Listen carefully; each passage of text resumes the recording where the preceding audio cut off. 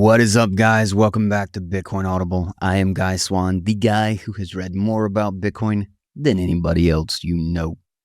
We've got the Roundtable back in action today, and we have a lot of stuff to go over. We ended up going into a lot of new things around Bit 110 and really kind of debated back and forth. And I wish Mechanic could have stayed longer because I had a few things that hopefully he'll go back and actually listen to it. I'll send him the link when I do, but there were a number of things that I wanted to push back on. And there were some really interesting things, especially that I thought Steve and Jeff brought up about the why, and not necessarily the why of Bit 110 specifically, but thinking about what we need to prove, like what tests Bitcoin needs to pass before it makes sense to seriously think about adding new features and increasing functionality. And that was actually a really interesting thing. It was kind of towards the back end of the conversation, but I thought Steve in particular brought up a really good point, and I'll just let him address that. But we had a really good conversation. There was also a lot of news. There was news on AI stuff, on Block and the owners of Spiral and Cash App and Square and all of this stuff, and a huge layoff that does not even seem to be related to them struggling, but a change in the architecture of how they're building their business. A lot of new mining news, some new political moves, and more war that we're on the verge of, which now that I'm doing this intro, it has turned into active war. Yay. And then when it comes to internal Bitcoin politics, is what's really the source of this? What's the big reason why there is this divide? And is there an incentive at play? Is it a conspiracy, or is it just simple deviation in social tribes and personal investment in a certain perspective? So we cover all sorts of stuff. I thought this was a really good, measured episode. I really like talking about Bit 110, even not even being a supporter, which I'm sure people will misinterpret that because they won't listen to the whole episode. But sometimes I'm kind of surprised by how many people are just so aggressive and won't openly discuss it one way or the other. They can't admit the faults of Bit 110 or where it kind of goes a little too far without a really good explanation of it, and where they can't even admit that Bit 110 actually has a point and it's not arbitrary, and we're constantly talking past each other. So even though, this show in particular, most of the roundtable leans in one direction, I also like to think we have a pretty honest discussion about it. So I'll let you be the judge of that. And we will get right into it. Don't forget to check out the HRF and their Oslo Freedom Forum. Tickets are on sale now, and there's a link right down in the show notes so you can check it out. This is the place to meet and hear the voices of the freedom fighters from around the world and the tools they use to protect that fight, and the incredible work they're doing, plus their newsletter, the Financial Freedom Report. All of that right down in the show notes. And with that, we will kick it off and get right into Guy's Roundtable. I don't even know what number it is, but this one's titled Everything is Fake and Gay.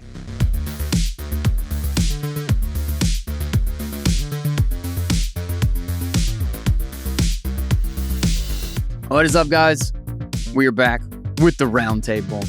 It is February. Yes, it's February. This is the wrap up for the month. Honestly, there's just a bunch of crazy AI stuff happening. That's all the circles or whatever that I've been talking about, like Bitcoin and AI and OpenClaw and all that stuff. But a bunch of stuff going on. Welcome back, everybody. Jeff, what's up, man? How you doing, dude? Still cold, unfortunately. I am Still cold in Canada. Not in Brazil, which is terribly unfortunate. But my view is much better. I am in a slightly bigger apartment, and for probably about, the plan is 6 months, and we're looking at other options. So we'll see. I may end up just stuck in Canada for years. I don't know. Will you even be able to do that? Like, because there's the 9-month extension thing, but what happens if if you can't even find a different way. Can you get a spousal visa for Canada? Yes. For somebody who's not a Canadian citizen? Sort of, yes. I'm right now I'm applying for an extension, and it's well ahead of my the expiration of my visitor visa or whatever. And so it's sort of they don't even process it for a 6 or 8 months. They're just very slow with everything, and so it's just kind of implied that yeah, it's accepted. And I don't know. Apparently, staying here is not as hard. We can also finish filling out the paperwork for me and kind of attach it to her permanent residency application. So Okay. that still is being processed and could take years, but so maybe you won't get kicked out of Canada hopefully. While your wife is stuck there. They might not like me because of my Facebook posts or something, and decide to, You're far too libertarian. We only appreciate communists in this country. Listen, so we gotta kick you out of seriously, here. I genuinely believe that part of her. I mean, they tracked and kept up with who was at the trucker protests, and who in DC they tracked who went to the January 6th thing, and whether you were violent or not, whether anything happened or not, you got all of your social media stuff erased. Like somebody from our hometown went that is friends with Chris, one of our good friends, and he was his neighbor. Just everything was erased. His whole social media existence was just gone. Dude, and just for being there. And so I think that part of the reason my wife's permanent residency processing has taken so long may be because she's associated with that. She went to the trucker protest and did not get vaccinated. And I don't know that. Which is why you married her. That's exactly why I married her. 100%. Dude, Cade Peterson. So I just had Softworm LLC all about the Bitcoin heating stuff, Bitcoin mining. And he said he got a call from the FBI because he was, very much in with. I mean, he's in military and stuff. But he was very much sympathetic to the January 6th protests and everything or whatnot. But he literally got a call from the FBI. He talked about it on the show. Of just are you involved in this? And he was like, what? No, you guys were. What the hell are you talking about? You guys were. There was 200 FBI agents there. Shut up. Yeah. No, you didn't pay me to go there. What are you talking about? That was a pretty wild thing. Immigration, man. Immigration is unbelievable. You literally have to do it illegally to just kind of get out of jail free card, apparently. And you have to be you have to vote. You have to vote for the left, apparently. You can either be you can do it with zero self-respect, or you can do it with millions of dollars. But anything in between those two, you just get milked to death with bureaucracy and just time wasting and all that. People always make that stupid joke. You want to come to America, just walk across the border. And I'm like, no, I'm not going to be a waiter in Miami getting paid cash for the next 5 years. That's not what I want my life to look like. So if I come to America, I'm going to do it the legit way. And then it's same as the money printer. It's just erosion of the middle class. Oh, you're someone with a somewhat together life. All right, we can absolutely just take everything you own. You can be a bartender at my bar. Thanks, man. Will you pay me? You can have all cash? Of the Bitcoin that we take in as Bitcoin sales. So you can have every single drop of it. Right. All the stuff that successfully works, all the lightning payments that work. Really that's all you, man. You got it. Yeah. Thanks, bro. I'm rich, bitch. Wow, let's sit on that. I'm looking for somewhere to sit for this podcast. Let's sit on this abandoned I was just thinking couch. that is a beautiful spot. It's covered in some sort of hair. It's covered in animal hair. I'm not sure what. Looks like dog hair. I think I'm gonna not sit on that. If it's dog hair, it's safe. It's dog hair in front of the garage, sitting on top of the pile of rotten wood, then you're good. Steve, how's it going, man? Oh, pretty good, man. I got a new chair. It's called a zero gravity chair. I'm trying to explore some different. Does it have zero gravity? Yeah, dude. My thoughts today might be a little cosmic. Actually had a cosmic thought I carried out yesterday.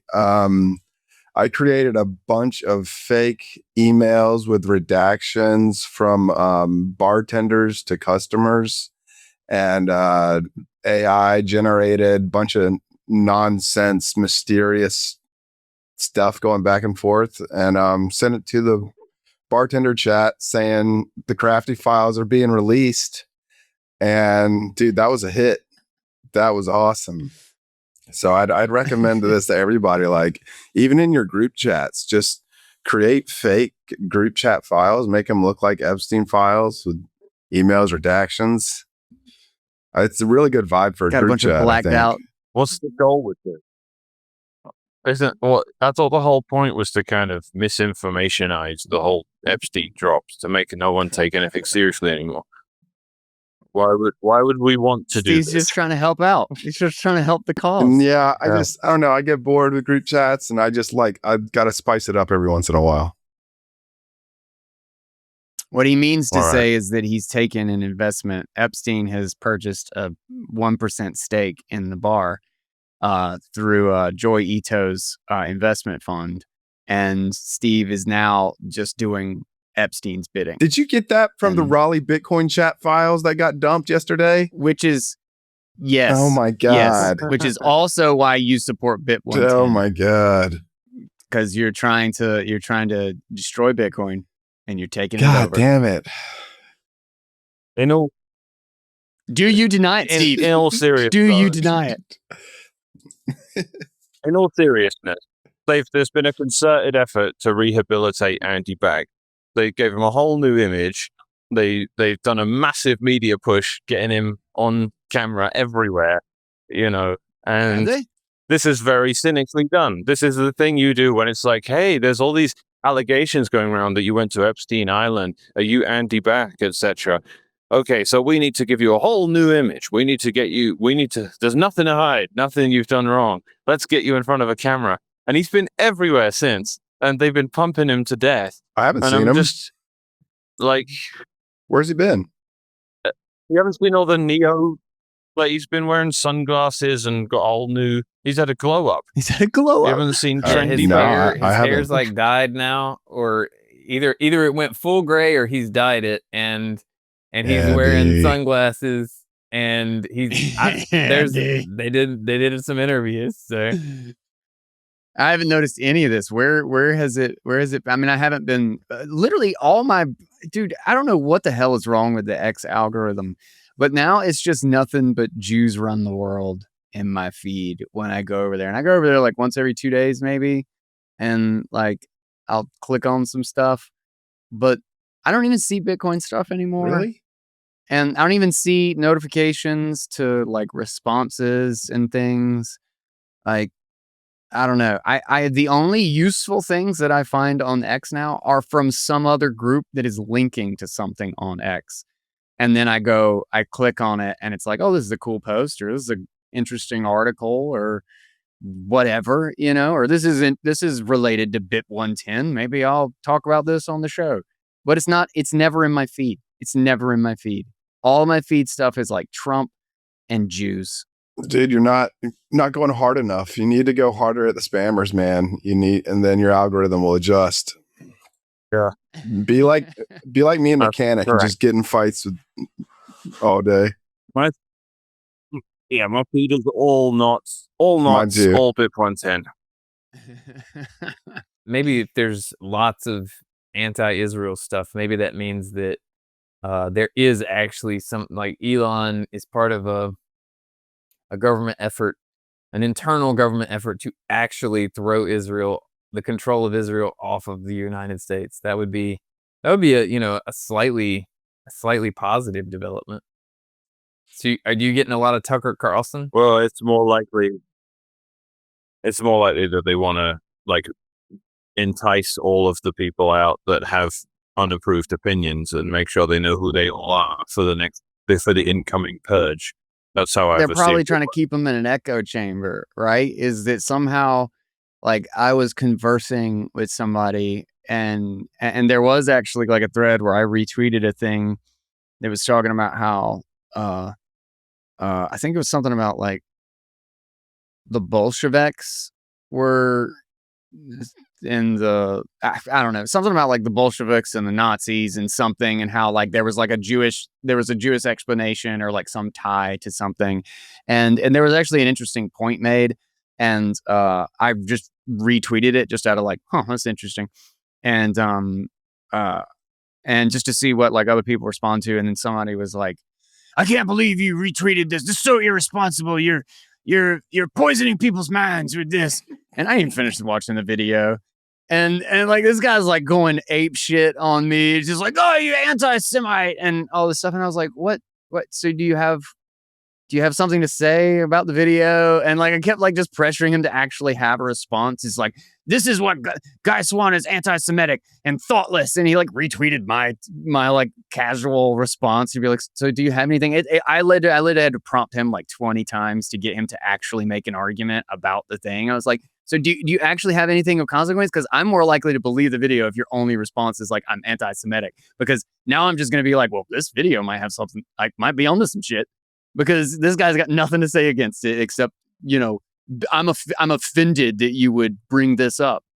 And so like this was like a long thread that went back and forth. And I really feel like that might have been like the tipping point where there was like a piece of this in my feed every once in a while. And now they just think I guess I'm in the whatever their anti-Semite algorithm branch is. And I don't know how to get myself out of it to just like find normal content. But, I guess normal content is just generated by AI these days. Is all fake.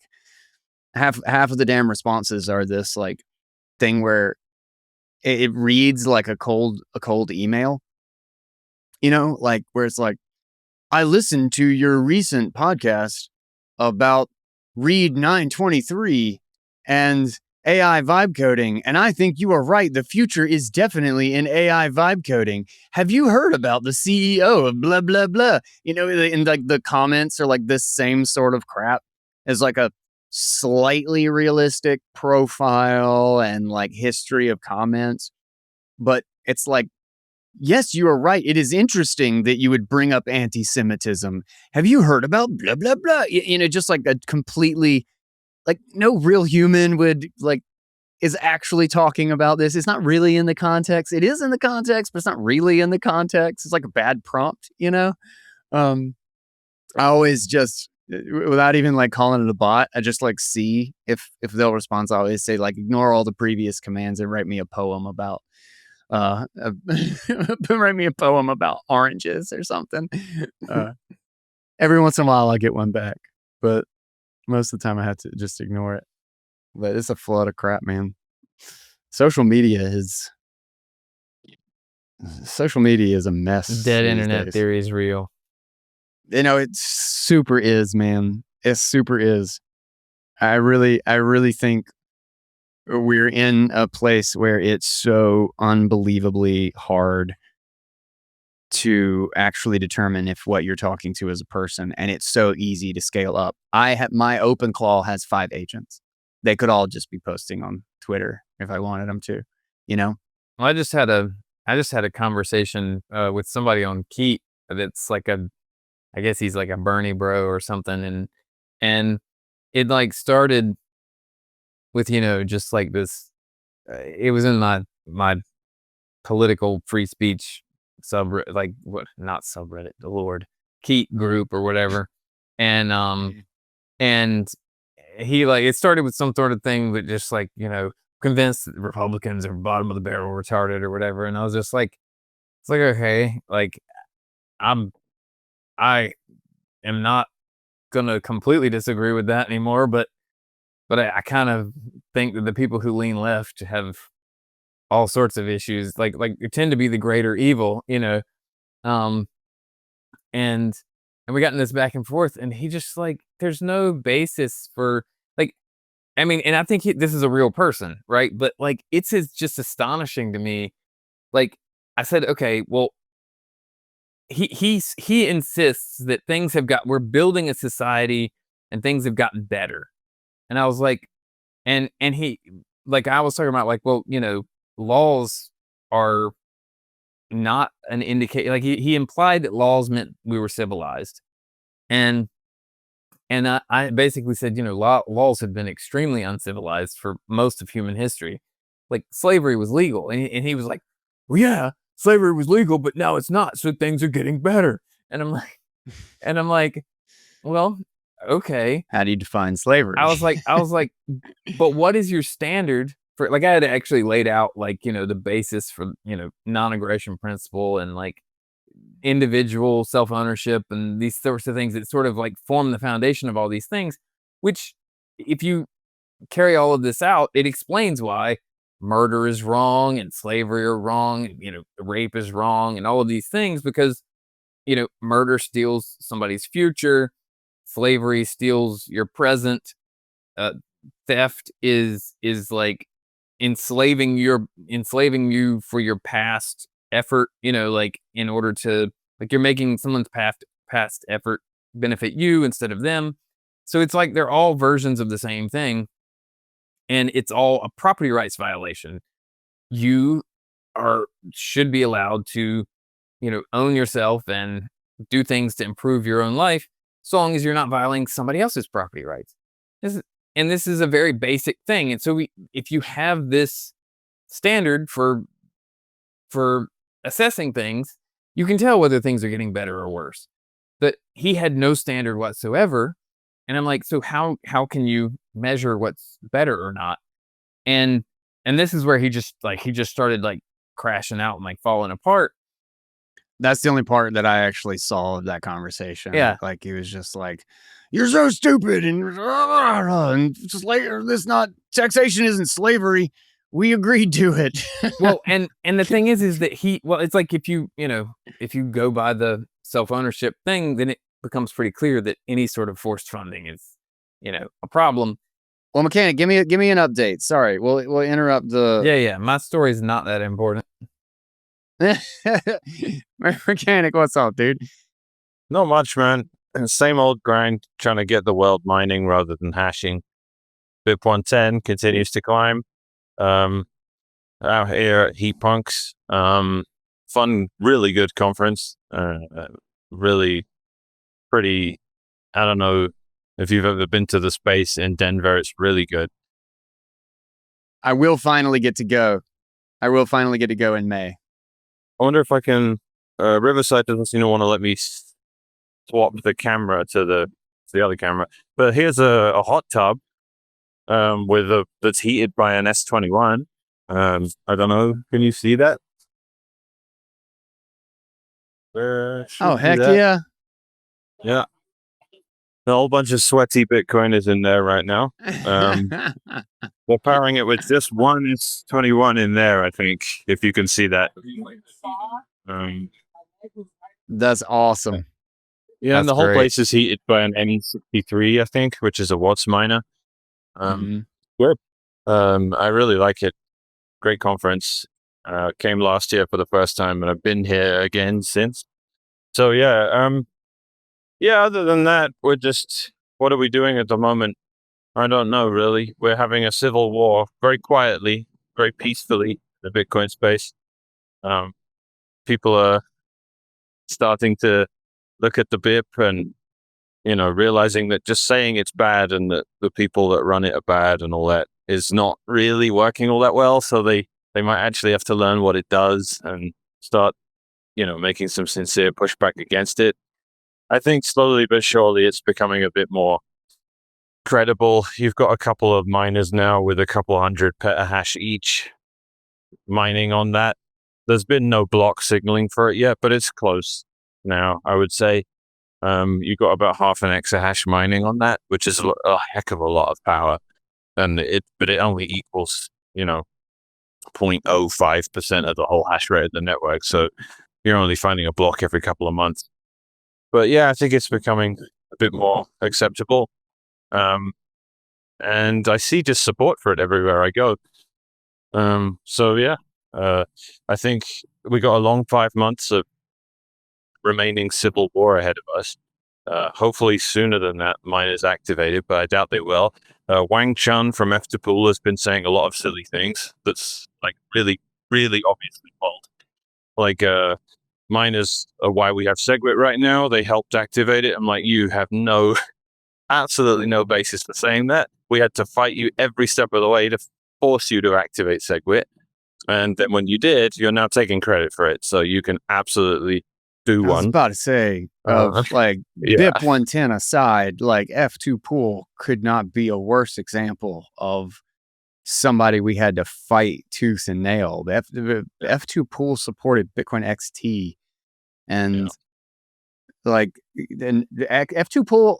Wait, wasn't it F2Pool that said that they would work with Gavin to attack the minority chain? Or am I mixing that up? I don't want to blame that particular thing on them if that wasn't them. But I want to say that was actually. I don't recall. I don't remember. But why are bad actors always so exhausting? In no world is it because of the miners that we got SegWit and no hard fork and no demolishing of the network running SegWit 2x, which never produced a damn block, or Bitcoin Cash, which had an emergency difficulty and sent their freaking chain into chaos. This is my main, pettiest motivation in all this, that I have to keep saying, this isn't why you're doing this, stop it. But I really just want to keep track and look at all these people. If BIP 110 succeeds and it goes ahead, all of the people that now are going to pretend they supported it the whole time and that they tried to facilitate it, I'm like, how dare you possibly, you were against us the entire time. And I think I see this with BIP 148. The only one that doesn't do that is Giacomo. He openly is like, yeah, I was against BIP 148 the whole time. But everyone else is like, yeah, we won the block size wars. And I'm like, you were on the other side the entire time. How can you possibly present yourself as that? Because everyone just wants to be on the winning team, and they'll rewrite history to pretend they were after the fact. But I don't know. I've seen way too much of that. And I'm just trying to keep track of it. But I mean, it's really not the motivation, right? If it succeeds, that's its own reward. And it's being done for greater purposes than making cringy influencers look bad. But anyway, yeah, that's basically where my head's been at with it. I really hope that the next 5 months isn't too insane and there aren't too many curveballs. But it looks like people are playing pretty dirty already. So get ready. In August, all this resolves. I was about to say, it's only going to get worse, regardless of which side. I mean, I personally, I literally, I still think BIP 110 is not the route, and I also don't think it's going to succeed. I've been looking more and more into what I think the dynamics are here, but I also don't know anything about what hash power is actually behind it or how much anybody is actually supporting it. I see a lot of nodes and a lot of everyday Bitcoiners supporting it. But I think that's a different dynamic. I agree with that. And I know you're sincere in it. I know you're not just dunking on it to try and pick a winning team or anything. But I think people, what do you need the support to come from? And this was kind of a nice realization, is that it has no big businesses and no big miners supporting it, and only a bunch of plebs running it, and maybe a bunch of fake nodes as well. You wouldn't really want it to start any other way, is the point. Because if Bitmain came out and were like, we support it, if people were like, oh, okay, well, that gives it some legitimacy, then I'd be like, that's the last thing you want. Why would you want Bitmain to be the people championing a change to Bitcoin? it's supposed to start from a grassroots origin. That's where it should come from, and it should be ridiculous for a few months, and then it should slowly look less and less ridiculous as people keep talking about it. And the irony of everyone saying, "Oh, this thing's stupid, it's dead in the water," and then continuing to talk about it for months tells you that it's not dead in the water, and that it's not not something you can just ignore. And that whole process of people finding bugs, it's definitely worth pointing out 2 consensus level bugs were found in it that have been fixed. And that was by people that are against it. And sometimes, you have this double-edged sword where they're like, maybe make sure it works perfectly before you release it. But then pragmatically, if we hadn't released it, then no one would have bothered looking at it. So you kind of have to release it, accept that there's going to be issues with it, get more eyeballs as a result, because the devs are not going to be motivated to look at a BIP that, was written on GitHub and no one is actually running. So sometimes you just got to move, break something, fix it, iterate, apologize, thank the relevant people, and that slowly builds confidence over it. Merch has been pretty accommodating. He's worked with Dathan on the BIP itself, the language around it, and found better ways to put things. And slowly but surely, I think it just gains credibility. And, all the sort of, how would I characterize it? The gratuitous dismissal goes away. That's all. So, like, Lop is still doing gratuitous dismissal, right? These are idiots. Luke's a moron. He believes the earth is flat. Like, this kind of stuff. Not legitimate criticism, right? But there is a lot more legitimate criticism. And as that gets addressed, I think it can slowly build to the point where small businesses are okay with it, then bigger businesses are okay with it, and then finally miners flip a bit when it's no longer a shitstorm for them to do it. Because right now, none of the big companies in the space have any motivation to invite the kind of drama that would come from flipping the bit. Why would they stick their neck out? The only people that are motivated to take the risk are people that just own Bitcoin and run a node, because they don't have any shareholders to please. They're not going to get kicked out of a conference for supporting it.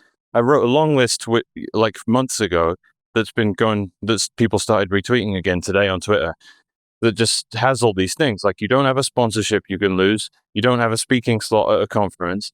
You don't have a horse trader in the middle of. You're not trying to maintain a grant from an organization that's funding developers. There's all these motivations that exist for all of the well-known people in the space.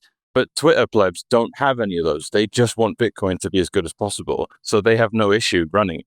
And then they are the first people to move, in my opinion, for how all this should go. Well, I just got in a conversation with Lop on Noster, and that is like, he wasn't even arguing he had some sort of thing like, I put a bet out there that you can bet me money or you can take my money if V30 crashes anything or whatever. And I was like, who is anybody even said that V30 was gonna crash anything? Like, this whole thing was like, the point is that it's nudging the network in the wrong direction, and there's a sensitive dependence on initial conditions that you're enabling more spam, which makes the network less decentralized in the long run. Like, I never thought that anybody was arguing anything different than that. I don't know. You made a couple other disingenuous arguments, and one of them was like, no, it was somebody I actually like. What's his name? He writes crap. One of the writers in the space said, well, none of the popular people I know of support this thing. And I'm like, well, actually, yeah, the popular, like, I know a lot of OGs that support BIP 110, but the more popular ones all have some sort of weird incentive or something that's putting pressure on them not to support it. Like, it's, you're right, but the famous people are, like, the influencers are, like, seem to be captured because they're in a position to be captured. And so, yeah, I don't know. That just kind of went along with what you're saying. A lot of it's Bitcoin Magazine, right? They run the biggest conference. Mandrick's a good example, right? Your whole family's getting whale passes. I don't know what they were like 11 grand a ticket last time I checked. So you're getting a 50 grand pass to come and have a great time with a bunch of friends. Like that, David Bailey is the head of this ugly beast of trying to thwart anything that you might do to frustrate spam and arbitrary data in Bitcoin. And it's like the Kevin Bacon thing. If you want to find someone's motivation for why they'd be against it, they're either something to do with NACA, which is obviously a David Bailey thing, and then you've got Adam Back and Jameson Lobb right there. Or you've got the Taproot Wizards, which is when you get Dan Held and people like that have all come out against it. Then you have like the influencers like Walker and Stefan Lavara. These guys are all over that conference presenting, and just I don't know how much they get paid to do those things, but that is their contribution in the space, is being a compare.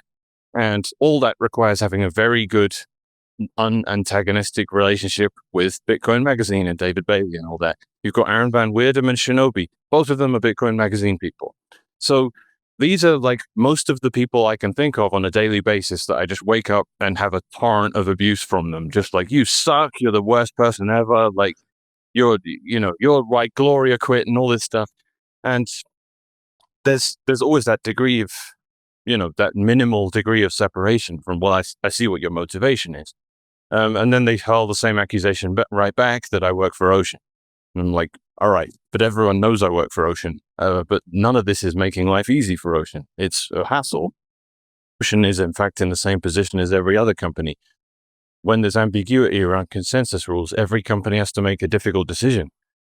So I don't know what to say about that. I really don't think Luke and me have this strong opinion, but Ocean itself, with its default template, isn't signaling for BIP 110, because that's not something we can do because we like it. So we are just operating as individuals here, and no one wins from it. It's just a thing I feel that is the correct direction for Bitcoin. Hey, I got a couple questions for you because I know you got to go in a second. One, like, do you think it'll be in knots? Like right now, you have to take Dathamome's little fork of knots in order to get the BIP 110. It's not in the main knots thing. Like, do you think that's going to pump the numbers like crazy? And also, were you surprised at like the 99% rejection of comments in the Matt and Marty video? I mean, like, oh yeah, Matt and I was, because they're very cherished people in the space, right? Yeah. They have a kind of special. Everyone's got a special place in their heart, from Odell and Marty Bent. I never really watched much of their thing, and that's not to say like I watched it and hated it or anything. I just, there's only so much podcast time I can really consume. And as far as I can tell, they've been good contributors to the space. I'm not sure what motivated Odell to come out and say, all this is me trying to take control of Bitcoin, or Luke trying to take control of Bitcoin. It's obviously not. That's a silly assumption, because it's just a bunch of people agreeing with me and running BIP 110. That's all. And that doesn't mean I have unilateral control, where if I imposed a really bad BIP or something, that they could somehow all have to run it. Like, it's literally just because a few thousand people are running this thing. That's not my call. I'm just the one verbalizing it all. So that was a silly attack. This really isn't motivated out of control. And I've been really consistent saying, like, there are problems with SegWit and Taproot I didn't realize, and I was telling everyone they were the greatest thing ever anyway, and now I massively regret that. So I'm not going to advocate for BIP 110 so hard, in that context, having learned those lessons. It's just a mistake. Like, if people run BIP 110 and there's something wrong with it, I want to actually be like, yeah, well, we all came to a similar conclusion and it didn't work out, right? I don't want to have that kind of responsibility, and I just don't anyway. So I found that really silly from them. Regarding Knott's mainstream merging BIP 110, I think that's probably going to happen. There is a PR into it that's being worked on, so I imagine the intention is to merge it. There's also someone working on a core fork as well that has BIP 110, and I think they're actually further ahead. So that'll be interesting. Who's that? Because some people... Do you know? Or some Anon? Is another NIM. Okay. Yeah, no one wants to do this. I want to push back on this idea that, like, the reason, like, support is one way or the other is because of some, like, incentive with, like, an association or whatever. And that may be the case for, like, some people. I think literally the projects or the people who need a big op return, like Citria, like they're obviously going to support it because they have like a very personal investment related to the topic that would be a problem one way or the other. But from the context of like I feel like I have a perfectly good relationship with Bitcoin Magazine, despite my I don't agree with them on a ton of topics. I've basically pushed back against stuff for years because they do basically talk openly about like kind of like spammy type stuff without really any pushback. They don't. Generally speaking, most of the culture of writing has gone in that direction within Bitcoin Magazine. But I also know people who are kind of like associated and they will publish that don't do that. And I also feel no obligate. Like I was invited to speak. And I'm not going to the conference, and not for any like ideological reason, just because I'm sick of conferences.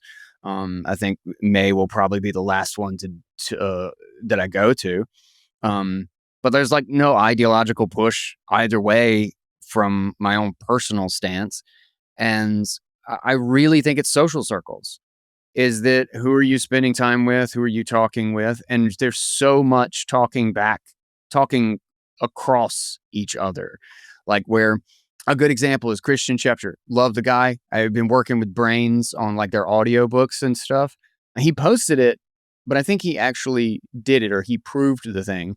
But that he put actually contiguous data in a transaction, literally using, it was actually really crazy. I didn't even know you could do this, but using like the output sections themselves and like the raw data of the transaction was actually done in totally arbitrary data.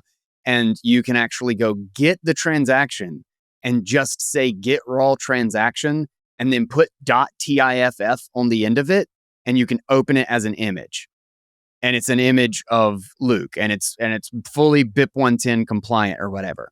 It is actually invalid per the BIP 110 rules, but that's a pedantic point because it could be made valid quite easily. Yeah. But here's the thing about this is that this is like one of those like talking past each other sort of thing, is that every time I have a conversation with somebody who's a BIP 110, like you guys, or a BIP 110 supporter or whatever, anybody serious, there's a bunch of morons everywhere, but anybody serious about it, the argument isn't that that BIP 110 stops all spam or it stops contiguous data from being possible. It's about disincentivizing it and trying to eliminate what is an apparent discount on it. And I'm not saying one way or the other, like obviously it can't be.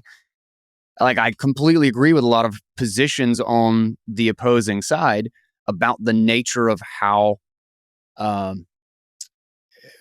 feasible the entire, like the scope of this is.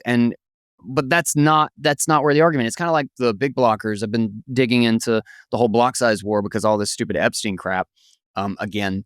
And it's amazing how the big blockers always frame it as this was people who wanted digital gold against people who wanted digital cash to scale to the world. And it's like, that's not anything to do with the argument.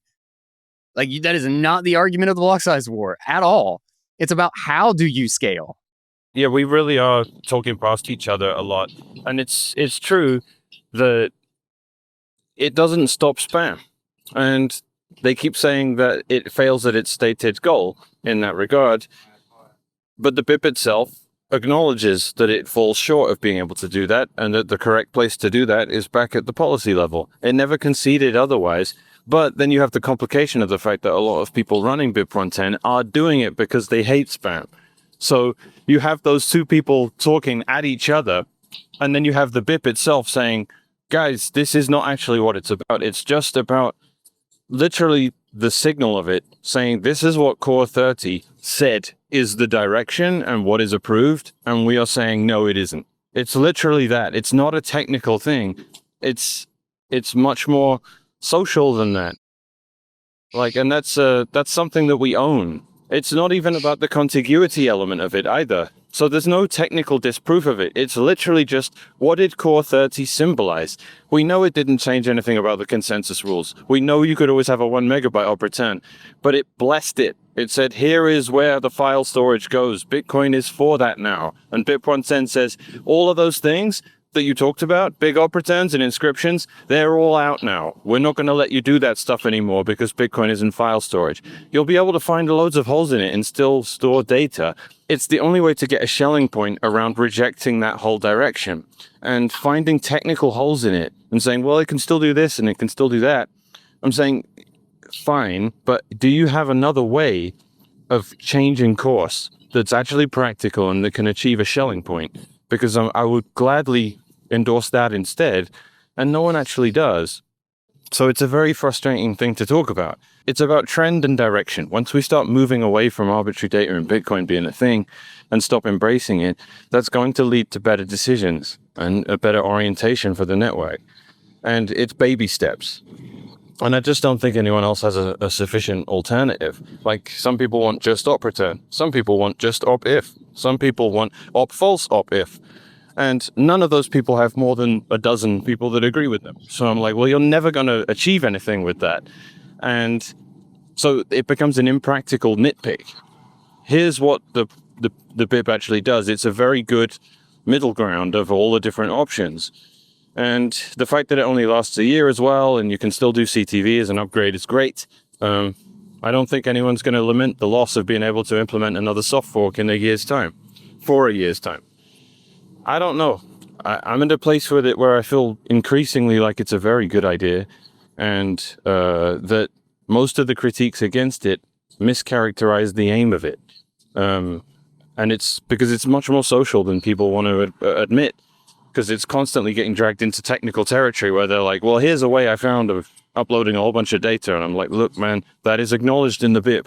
You're going to be able to add data to Bitcoin, even in BIP110 rule scenario, because we can't lock it down so much that it becomes useless for money too. Does that make sense or what? Like, Yeah. I'll speak to you guys soon. Wish you guys were here at the Heat Punk Conf. Maybe next year, eh? Yeah, man. We'll catch up. All right, see you, All man. right, Take it bro. easy, Speak man. to you later. All right. So it sucks that I can't actually talk to Mechanic about this, because he actually brought up a couple things as to why I don't support BIP 110, and I really think the route is a slow and steady like client shift. And because I think the fact that it is a social signal, or that it's really about like direction of the protocol, is if the idea is to undermine the choices, to basically say, listen, we don't agree with the direction of this, and we believe the Bitcoin network is basically should be focused in this other way, is that BIP1 is basically attaching that sentiment, or that ideology, that framing, the philosophy of like how to develop Bitcoin and how to think about uh, the trade-offs there, is being attached to BIP 110's success. And I don't think BIP 110 as a soft fork is likely to succeed, whether or not and I don't really even think the temporariness of it is even really consequential in that sense, because it's just, I think there was some other soft fork in the past that was intended to be temporary, but I just think that's a little bit of a red herring, maybe is the term. I don't know. But I think if BIP 110 fails, there is this, we're definitely set that this is the direction. We're just not caring or not thinking about spam, rather than here's a client for people who care about spam. I think it really takes the wind out of the sails for it. And I see the people talking past each other on the other side of the aisle just as much, of like, I think everybody's getting their arguments of what the other side means, or what their stance is, from their side. Like, there's this heavy echo chamber issue of which is totally natural, and that's why I think everybody's basically aligning with their social groups to to some degree. But I don't know. It's a mess, and it's really hard to, like, I've found a couple people who listen to the show who are on the other side, like, really helpful. Merch has been pretty great too. There's a lot of people like crapping on Merch, but I think Merch has done a pretty good job of, I mean, he shared his opinion forcefully at times, but fuck, who hasn't? Welcome to Bitcoin, grow a pair. And like, but I really appreciate that he's at least honest and he openly engages. I can have him on the show and we can talk about it, like, it's like that, I think, is the much bigger problem. But I do actually care about this. I think philosophically, so to speak, I am BIP 110 sympathetic, but I just don't know from a technical standpoint. It seems like it's too hard, too fast, and ties to it's basically tying the entire argument to that.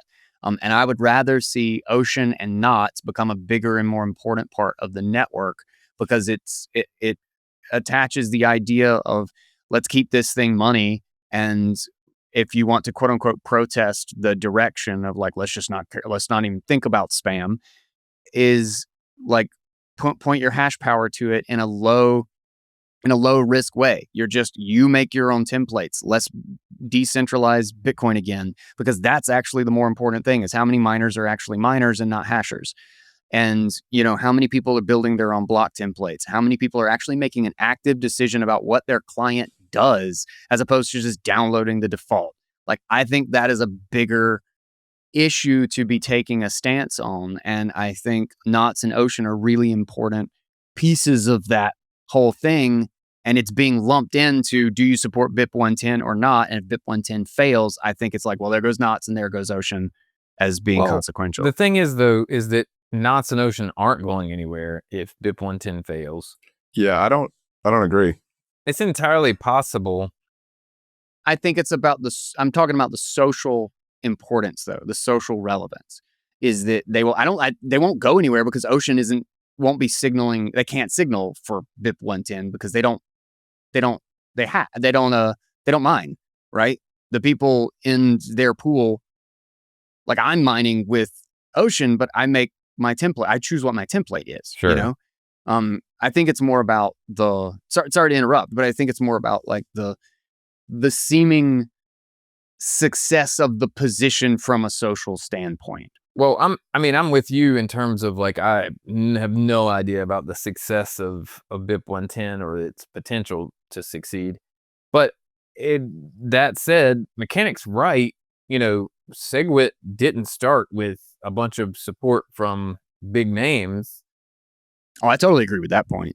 Yeah, I would much rather it start from grassroots and build legitimacy. Has to, right? And it could we could see enough of the network, adopt this thing that it creates some real, discomfort among big enough players that it ends up being adopted.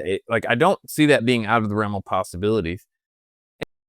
I certainly think the supposed technical loss of what BIP 110 changes is, like, being totally overblown. Like, there's a tweet by Vortex, which I only found out, like, yesterday. Another example of, like, I don't get notifications or whatever, but he went through, like, this list, and there were, like, one or two good points, but then there were, like, three that were totally, like he said, like, it stops exactly what we need for LN symmetry and L2 protocol. And it's like, no, I was pretty sure that was not true, but I, like, really dug into it to confirm. But it was like early proposals use the Taproot annex, but more recent ones don't. So it doesn't stop anything for, LN symmetry. I do kind of believe that OpIf is not necessarily, like, a huge benefit, but I was talking with you and literally didn't even realize. I thought you had to do a different signature or a different thing to do OpIf in, like, normal script. But then the way Taproot works is that you can actually do it in a different leaf without OpIf. You can basically do the exact same construction. You just have to use a different script. And that way only that path has to be revealed when you do the when you spend it and the input, which is the whole reason that Taproot is even efficient. Which is actually a privacy benefit. And it's a data benefit. Is you put in a different leaf. So you don't actually, Taproot it doesn't change anything about like vaults really. You have to build it a little bit differently. So if you built it with op-if in the normal script, you wouldn't be able to do that in Taproot, but you could just do it with leaves. So like there's a lot of like, we're killing multi-sig function. It's like, but we're not, but like, it's not, like, and somebody like me who's trying to dig into this, like I'm going to immediately want to dismiss what they say because I don't feel like they're being dishonest. They're trying to figure out what the worst sounding thing is. Mm-hmm. But there has to be a really good reason to support a fork, in my opinion. So like, even if everything was just kind of like, meh, whatever, like that might be a good enough argument to not do a soft fork, but still, I don't know. Just a lot of, sorry, I interrupted again. No, you're good. My bad. If we get a decent amount of adoption of knots in this process, and I don't know, I don't know how I feel about if all knots users are. I mean, I guess you don't have to update to the version that supports BIP 110, but it would be nice to have a knots version that is not, like supporting BIP 110, so that you can just support filters or whatever, run your filters or whatever else without having to signal for BIP 110. No way that's going to be default though. I mean, Luke's a freak, dude. Luke's going to make it that default. Yeah, Luke's a freak. Yeah. He's like, this is the end of Bitcoin if he doesn't do it. He's doing it. But the thing is if it's default and you can still change it, then fine. It's fine. Like if all you got to do is click toggle off or whatever, then no big deal. Knots are the only people who've changed their config anyway. Yeah. So I don't really have a problem with all of that. Like that's fine. I kind of agree. I agree with Guy that we should just kind of focus on like, hey, use slow and steady wins the race. Yeah, use knots. Use like let's get away from this like, I don't know, whatever. I don't know enough about the Gloria quitting thing to even really care. But like a woke dev quit. Oh fuck, how awful. Like I just can't like. I don't give a shit. Like, why would I be mad or upset about that? Like, I have seen enough of her comments to know that she is not somebody that I have any, like, we're not going to agree on fucking anything. So why do I want that person, like, she's not going like to trucker building protest. anything that I'm using? Like, she's very vaccinated. That's how I feel about that. And I'm opposed to vaccinated people building stuff for me. I don't want anything they touch. This is very much going to please one of my YouTube commenters who apparently still listens to the show. He says this show is, the Roundtable has devolved into just talking bad about other people in Bitcoin. I was like, man, how long have you been in Bitcoin? This is all we do, bitch. This is all libertarianism is. Libertarianism is just other libertarians fighting with each other. Like, that's just all it's ever been. It's like, this is why they call it herding cats, is you can't get any sort of consensus among independently minded people. And so there's no hope of us ever freeing the world because we all just fucking fight with each other all the time. It's Knut. Knut talks about this. It's like he argues that's why collectivists win. Because they can all agree. Individualists who actually have an opinion will actually argue and try to find the truth. Whereas collectivists will literally subsume their actual position and what they actually think to be a part of the group, which means that they can actually organize. Libertarians can't organize for shit because they all disagree with each other. Coordination is easy when nobody thinks. They're like, our pet slavery. It's like, no, yes. When everybody wants to be led, it's so easy to coordinate. Like you don't have to fight with somebody's actual thoughts. Mm-hmm. So yeah, I mean, does it go with the group? That's real. That's what I believe. Yeah. Can I say mine thoughts on go? Yeah. Push back. No, I'm not pushing back. Like, so, I mean, I've been deep in this for months now, and the past few weeks I've just been doing so much research, and I think my thoughts are like more fundamental about the purpose of Bitcoin being designed to minimize data storage in the first place. You know how there's some people that are like, look, data is data, it has to be financial transactions people have to pay more for them in order for this to win and stuff like that. And a lot of the conversation about reducing data is for UTXO bloat or DDoS protection. And there's these like very clear technical reasons you want to reduce data. But like, what about you want to reduce data for, behavioral financial reasons?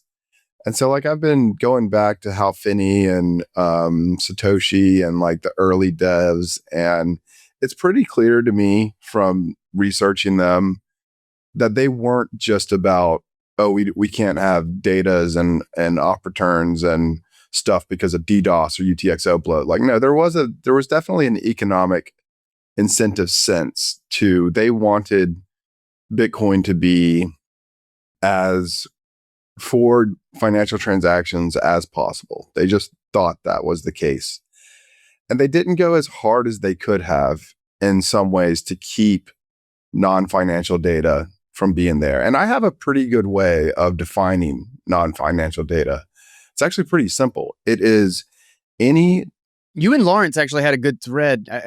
This is one of the ones that I did catch on Twitter or whatever. You and Lornick, whatever, went back and forth, and I thought y'all had a good. Oh wait, no, he sent me the message. That's right. Well, he sent me the thread. Okay. But I thought that was actually like a really interesting conversation. Y'all had a good back and forth. So if you look at a transaction, some of the bytes in the transaction will contribute towards validating whether the script is valid or not.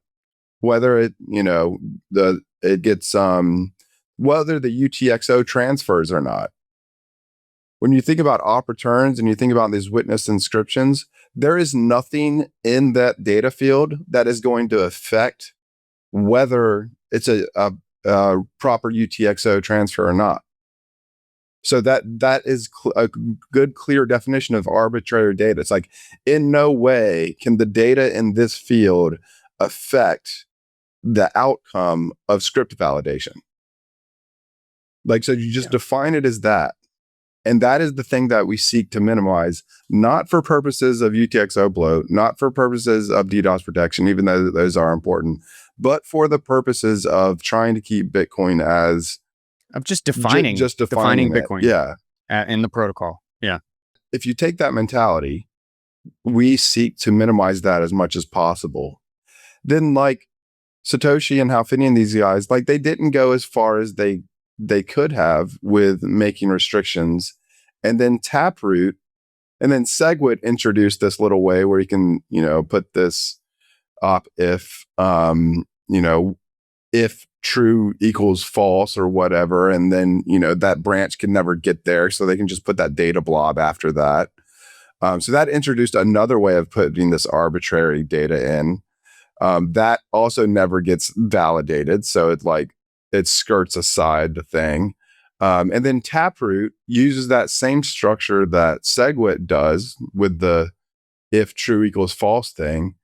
But then when they made the Taproot upgrade, they completely lifted the 10 kilobyte script size limit. Like Taproot transactions are not subject to the script size limits that the older forms of transactions were subject to. And the rationale that Core gave when they did that was because with this new Taproot thing that does this efficient script path thing, they don't see any way you could DDoS the system. So therefore, they don't need the script size limit anymore because there's no way to DDoS. But that was their rationale.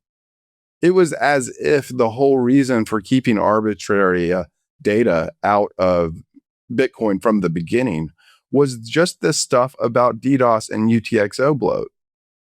And so it's like, if I were to go back to the beginning, I personally think Bitcoin would have been better if it put stricter limits on arbitrary data to begin with. And then there was a bug in SegWit.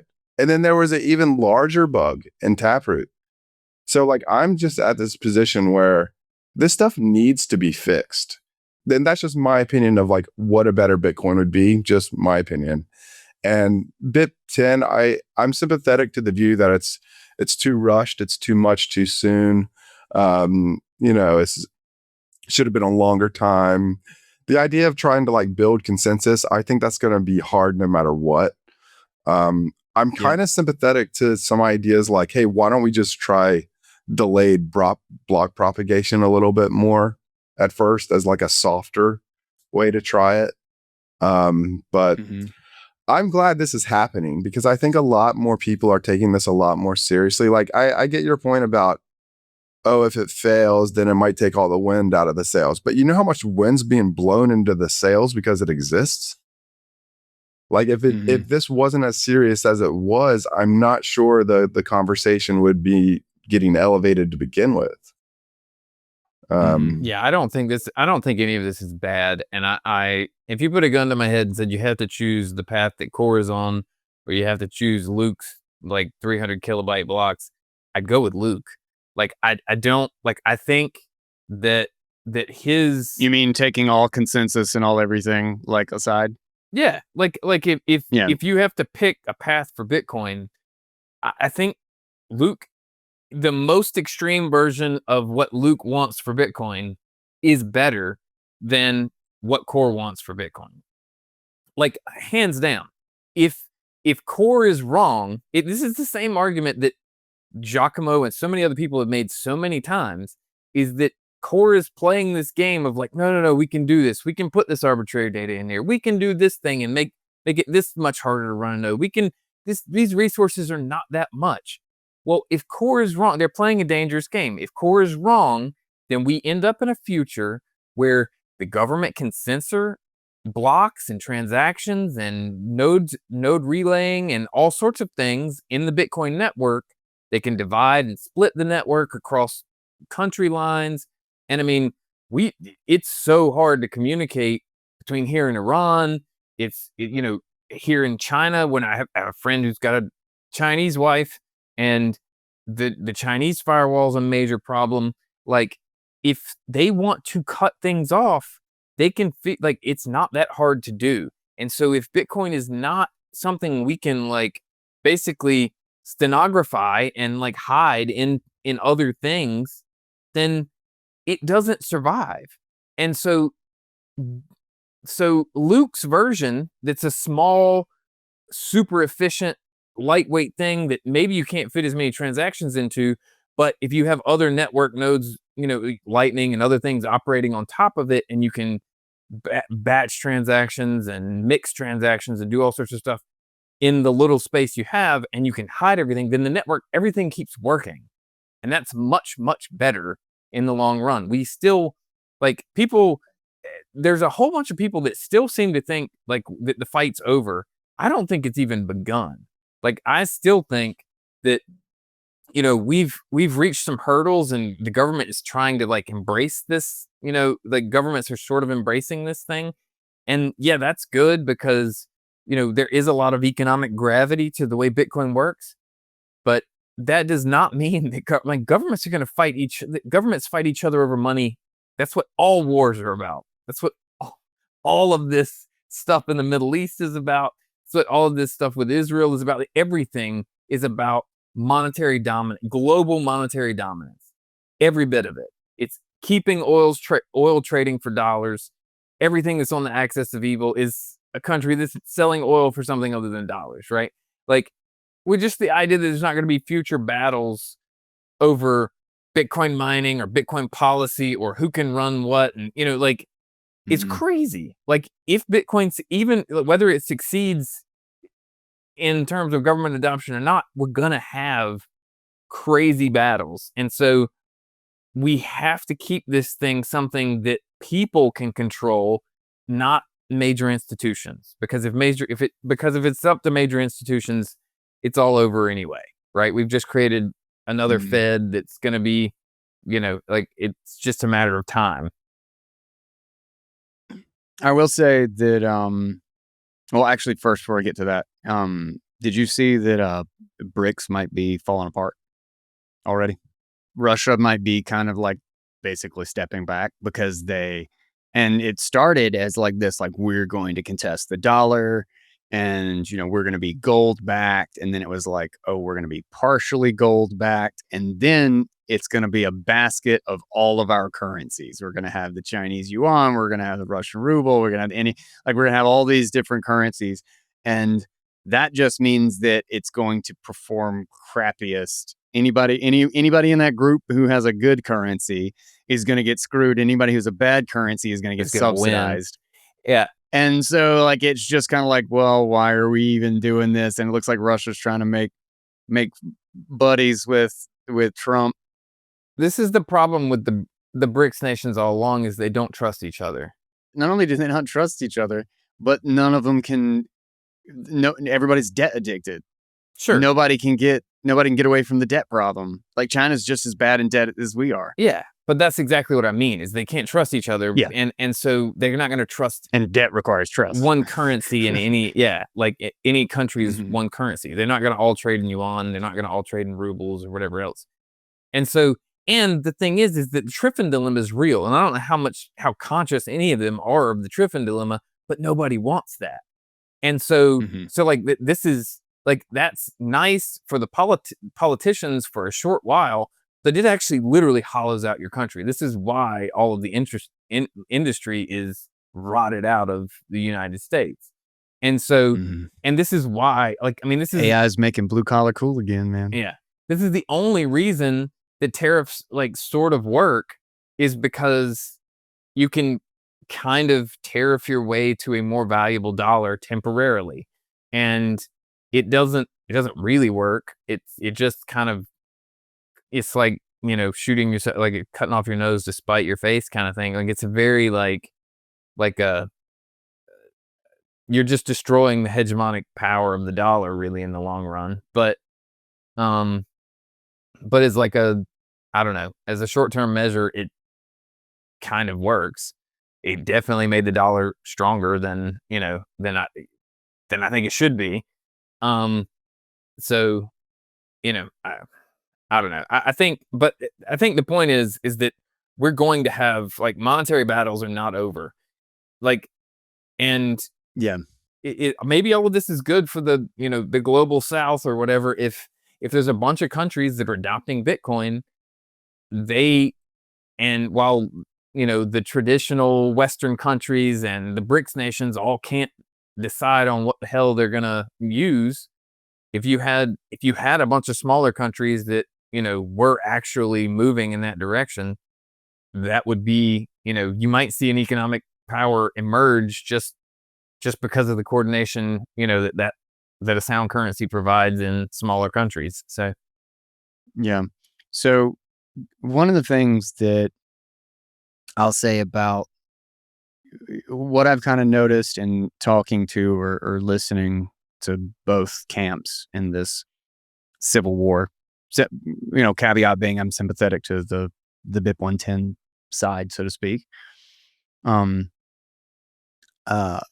is I think a lot of people on the opposing seem really nervous about how this would damage Bitcoin to have a messy soft fork and the potential of a chain reorg and all this stuff.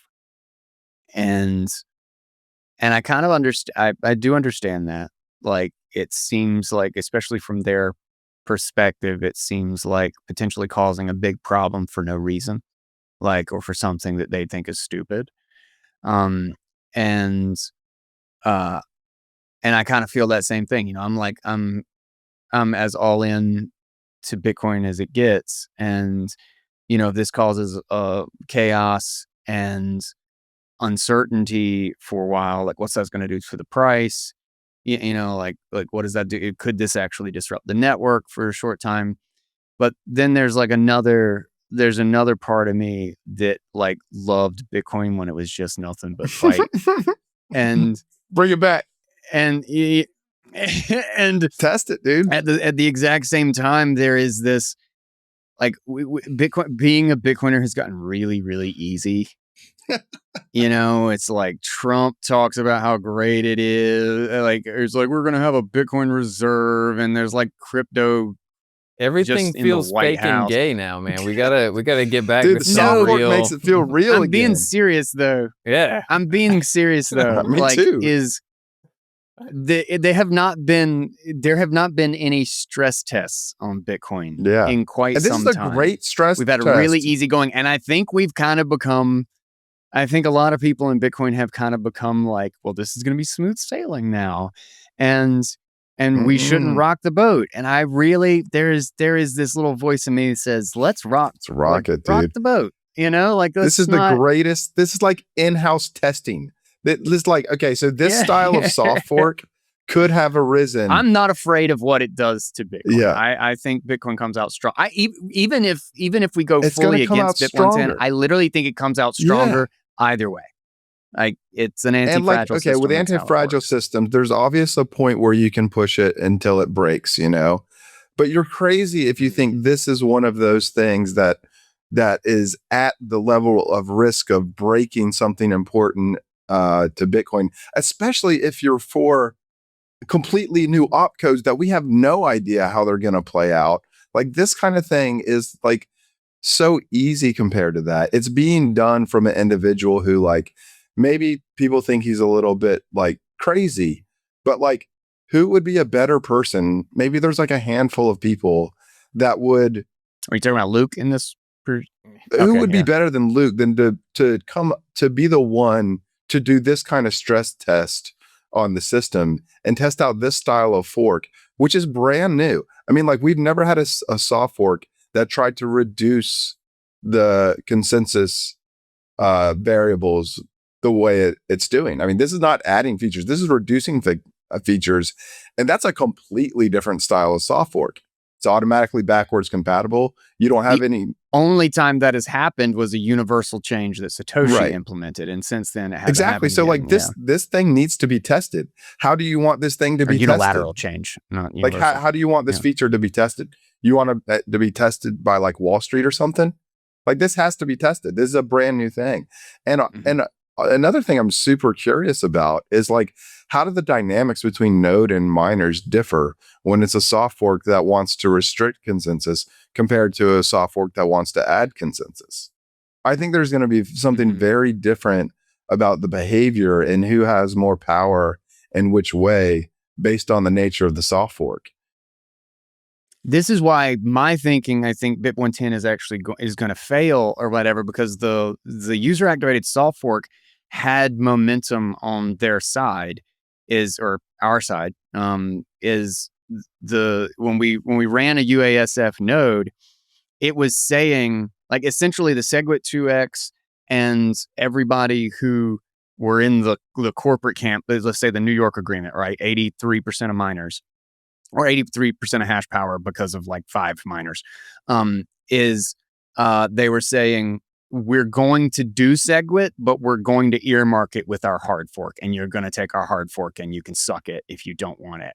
And basically UASF was calling their bluff and saying, okay, you're 83% signaling for SegWit. Well, we are going to force implement SegWit, and you're going to have to reject SegWit until you get it your way, attached to a hard fork, or you're going to let us activate SegWit our way, and we're going to say F you to your hard fork. And so because of that is that they basically had built in miners already saying, I 100% support this, but I'm not going to let you have it unless you also take this thing that you don't support. And it's like, well, okay, so you're not going to let me have something that you support? Well, we're going to go ahead and activate it, and go ahead, see what happens if you say that, you're only going to get it your way as opposed to the way that everybody else wants it. And so because and basically BIP 110 does not have that advantage. It does not have that like preconceived support that has to be rejected or denied. Is that they have the uphill battle as opposed to the UASF had basically the downhill Can you explain that a little more? I'm not really sure I followed that, because in the SegWit thing, the big blockers, they were producing code that was going to be a hard fork no matter what. because they were going to change the block size. It was Yes. it was SegWit 2x. It includes It was a hard SegWit. fork with SegWit, Right. Yeah. whereas user-activated soft fork was just SegWit. Basically, they tried to earmark There was SegWit. already enough signaling for SegWit for the user-activated soft fork to work out the gate. They were just signaling it with a hard fork. And user-activated soft fork said, okay, you want SegWit with your hard fork? Well, we're going to activate SegWit before your hard fork. And you have to say that despite the fact that I explicitly said I want SegWit, that you're going to have to now reject something that you said that you wanted in order to get it, quote unquote, your way. So it was like SegWit was already, it would be like if saying that, It's like if the government was trying to pass a law and there's like overwhelming support for some new, like, I don't know, handgun policy or something, right? Like that allows everybody, like open carry policy or something. But then the government said, okay. They capitulated and said, yeah. We'll give you this law you really want. We'll give it to you. But you have to accept this restriction on free speech at the same time. And they earmarked the bill with this restriction on free speech. Like they want like some sort of major, huge change. And the people that wanted the handgun bill or whatever in Original. the first place just said, just went ahead No, and no, passed no, it no. themselves. we're gonna make this happen, without you, and you're gonna have to reject this that you've already admitted you're okay with because you can see that everybody wants it. Like that's I would say to put it in the context of Bitcoin, I would say imagine V core like V31 is actually removes op if, but it does so while making op return go to 1 megabyte. And so BIP 110 is saying we're getting rid of op if and keeping op return exactly what it is. That would be the dynamic there, is that like, okay, I want your op if. I'm okay with like blocking op if, but I'm not okay with making op return 1 megabyte limit. So if you're saying that we're only going to do it your way, you already admitted that we have agreement on getting rid of op if. And we're going to get rid of op if our way, and we're not going to do it with your op return change. But that would be only the situation where there was already minor signaling for some other soft fork. Yeah. Yes. But we don't have that. That's what I mean, is that they would be showing. No, yeah, this would be the analogy. The analogy. Yeah, Obviously, so that's the not what reason that the BIP situation, the BIP 110 situation, is a very different situation than the SegWit situation. Like, I agree with you with that. Exactly. Like, it's not the same. Mhm. You shouldn't compare them. But it's not like a reason that it's like it's gonna fail because this is different. It's like, okay, this apple is not this orange, so that means this orange doesn't taste good. I mean, like it's a completely different thing. We've never seen this kind of thing before. Comparing to No, I agree with that. I just think the dynamics are that BIP 110 has a much bigger, Challenge. more difficult fight. Yeah, because I of it. agree with that. I agree with that too. But I'm so interested in this because, like, if this is not the mechanism, okay, let's just be honest. Eventually, the devs are so freaking gun-ho about trying to add features every which way. Eventually, they're going to get a feature in there that really sucks. I mean, that's just going to happen. I don't know whether it's CTV. I don't know whether it's 2 weeks later when the next thing's added on to it, but like eventually it's going to happen. So like, what is going to be the mechanism by which we recognize that this opcode, it made some behavior that we really didn't want? Who is the we that says we don't want that? And what is the mechanism by which that thing is removed? Like that's important to know. And I think this BIP 110 thing, Can you recover from a mistake? how do we recover from a purposefully mistake? without a reorg and like a That's an interesting. Yeah. It's an So interesting dynamic. that's why I'm just a like, so new for attempt. however this plays out, like I agree with you. It chances might be small right now, and there might be better ways to do it. And yeah, there's a lot of criticisms of it, but there's a lot of good reasons for it. And there's so many things we're going to find out about this. And like, we have to know what the mechanism is to remove shit that's broken. It's infuriating to me that we are not admitting that there are bugs in Taproot. I mean, I know you can get around that argument by saying like contiguous data doesn't matter at all. And like, there is no behavioral reason to get data out of there. Financial data has to outcompete non-financial data for any of this to work. I get all those arguments. But if you have the argument that no, there is a reason that we want to restrict arbitrary data in Bitcoin, regardless of whether it's technical UTXO bloat, regardless of its DDoS protection, if you agree with that, you have to agree that there was a bug in Taproot. And so, like, how are we going to fix it? Like, yeah, I don't know. Yeah. It's going to be interesting no matter what. I'm going to pay really close attention to it as this kind of unfolds. And I'll still be mining on Ocean, but I'll be keep doing my normal block template for the foreseeable future. Yeah. I want to talk about something though. We actually do have like some news items that I would love to have. Some of it's related to mining, which I'd love to get a mechanics input on, but I guess we'll have to wait until next month. So Block, which owns Square, Spiral, Bitkey, and Proto Mining. Jack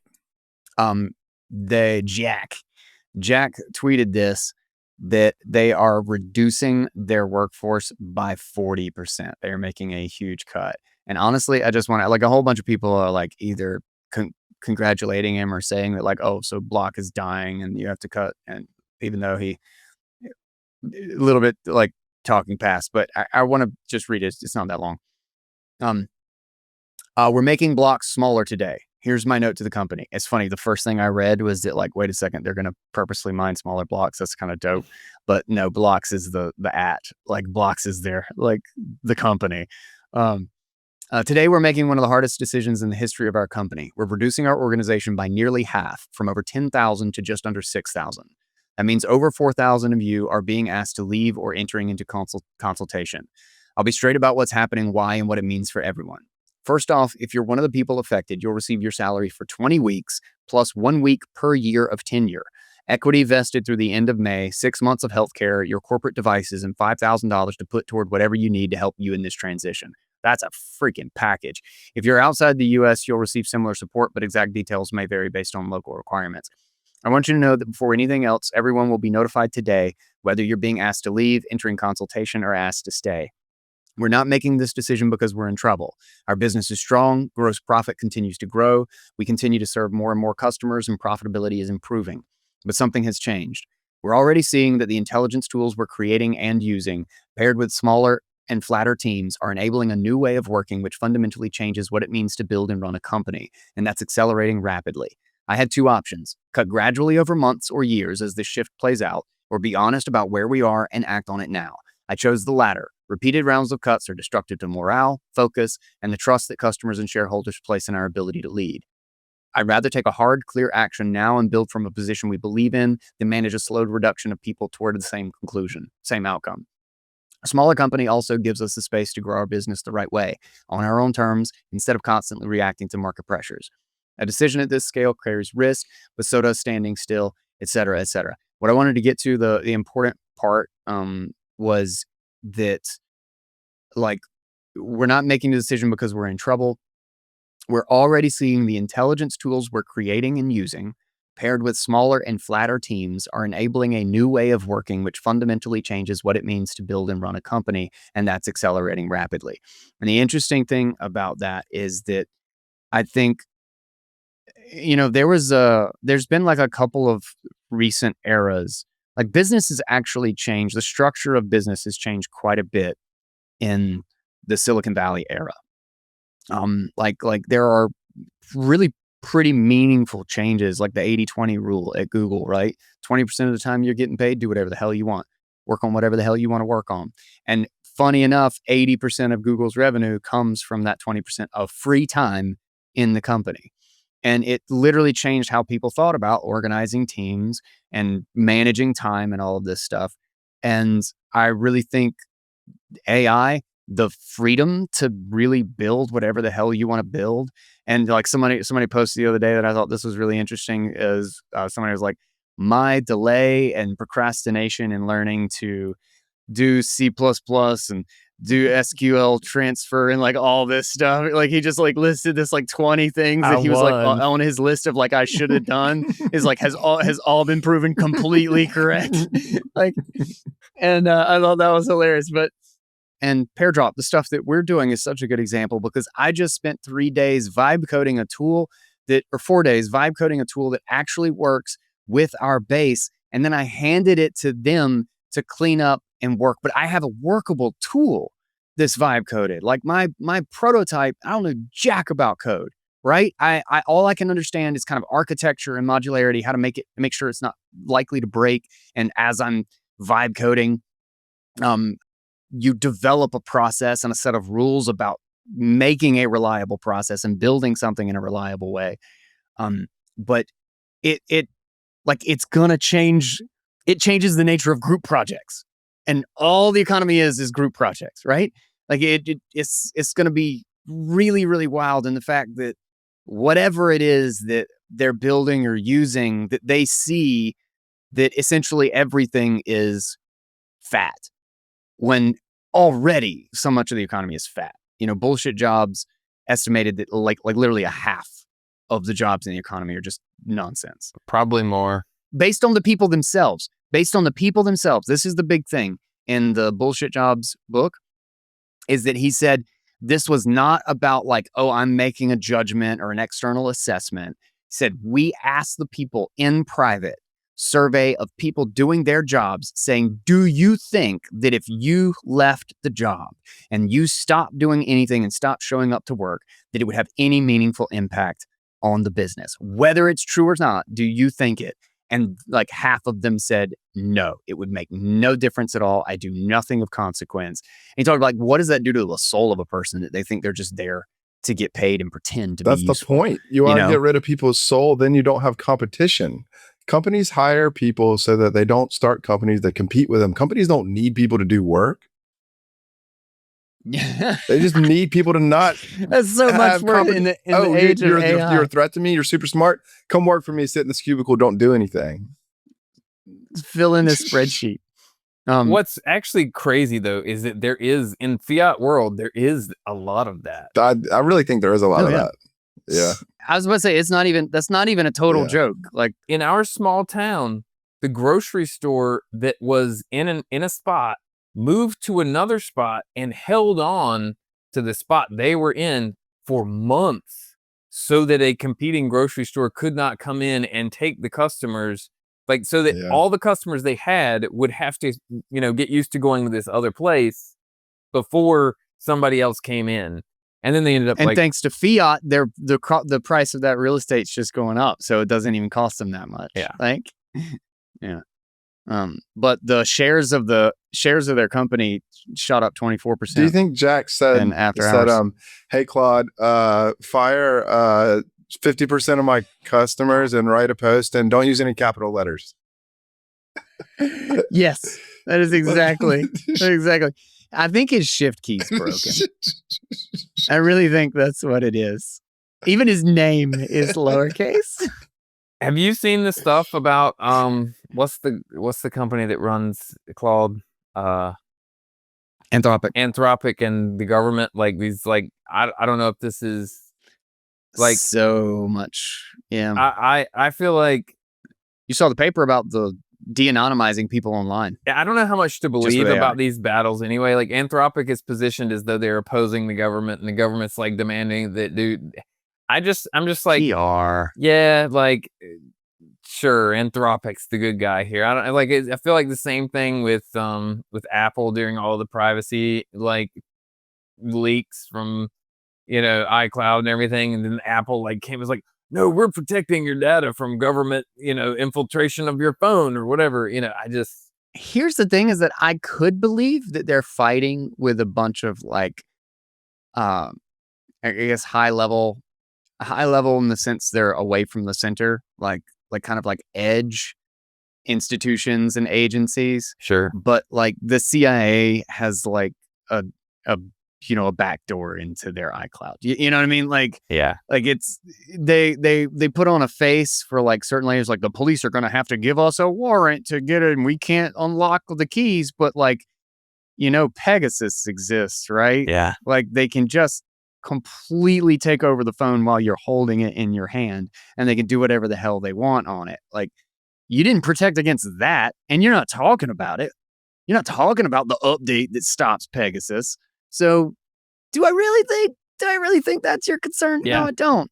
I mean, the thing is that all of these people that are running these big companies, they have a lot to lose, and it's a central target. And so Yeah. the government's always going to win. Yeah.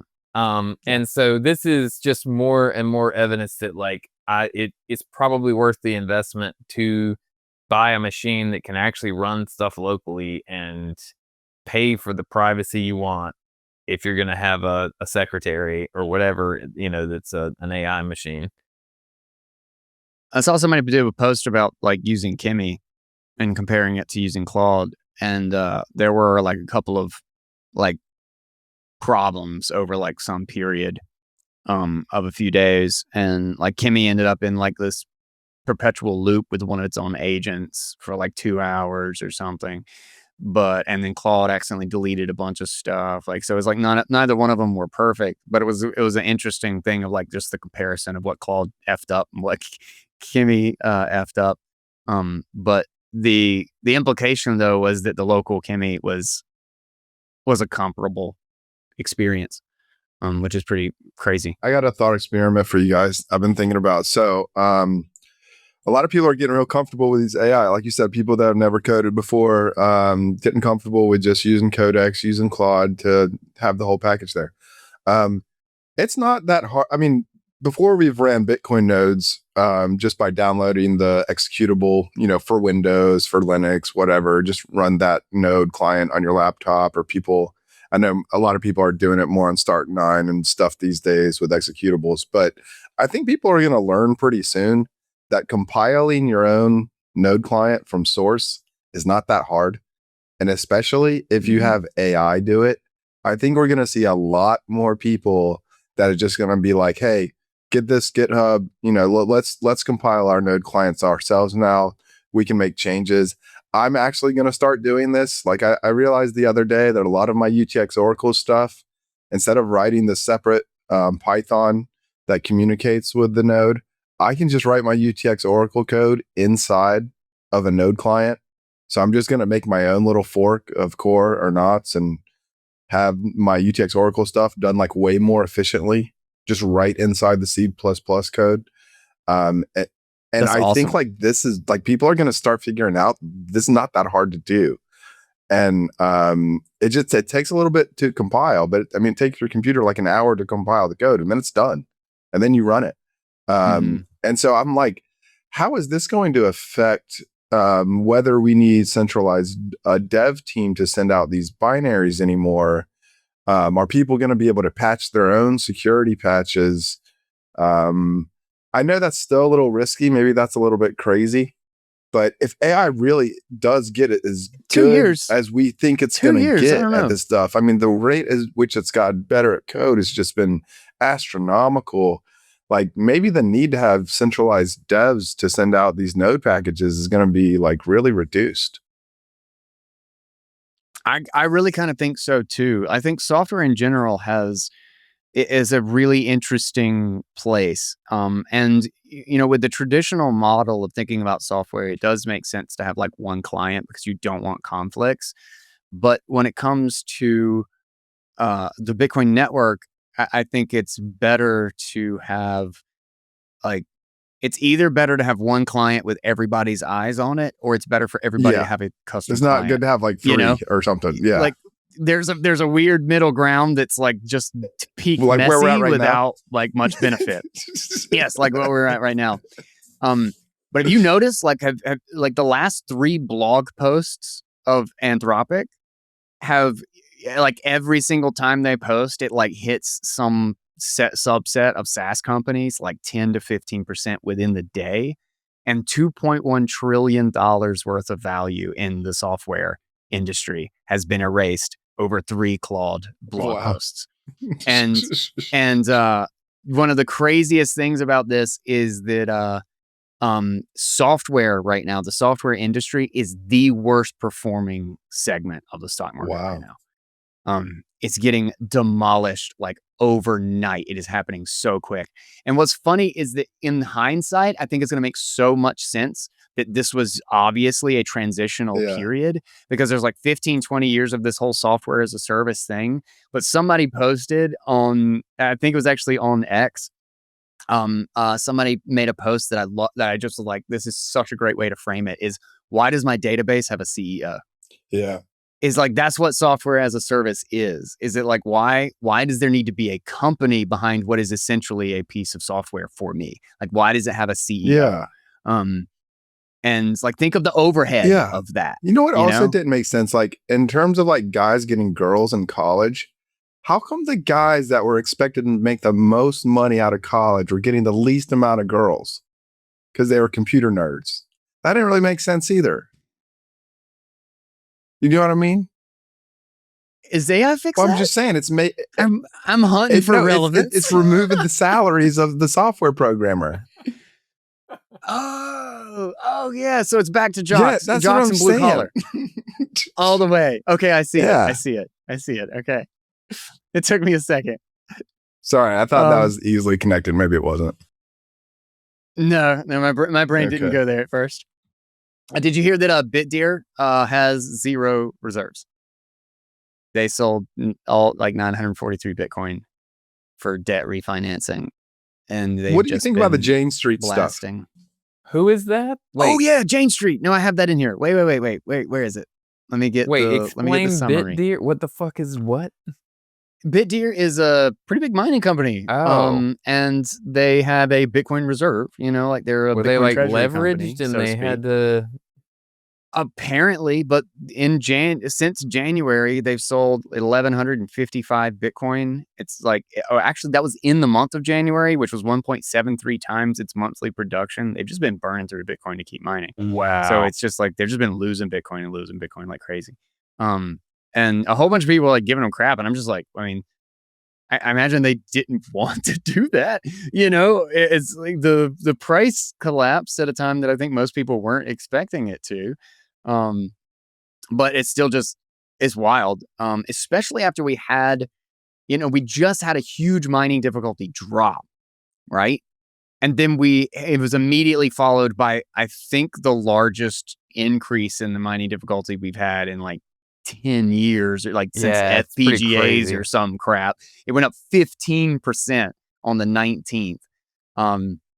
So that's a really interesting thing. And apparently some of it was caused by like really cold weather, like that just actually disrupted like some huge farms. But a whole bunch of people were saying it looked like it was because the freaking price collapsed. But yeah, interesting. But where's the Jane Street stuff? I've got it in here somewhere. New launches. Oh man, we have so much news, and we're gonna get like 8 items. Bitcoin. Oh yeah. Oh, this is really cool. Before I find the Jane Street stuff, so River's annual report, which I did not find the actual report. They just posted. I guess it's just this little post. It's just a little post on X. Okay, yeah. So I did find it. Is the Lightning Network quadrupled in volume again over the year, and it is doing $1 billion in volume every single month, according to their estimates. $1 billion. That is pretty dope. Now it's only like 2%, like 0.2% or like 0.1% or something like that of Visa, but that is a wild start. Like that alone, even if you frame it that way, it sounds like, oh well, that doesn't matter. That is actually a huge deal to me. Like I think that's like massive. A non-custodial, onion routed Bitcoin, like decentralized Bitcoin payment network is doing 0.1% of Visa's volume every single month. Like that's just crazy. That is a huge, as much as like, I think some people were saying that is like, oh yeah, good job, Lightning Network.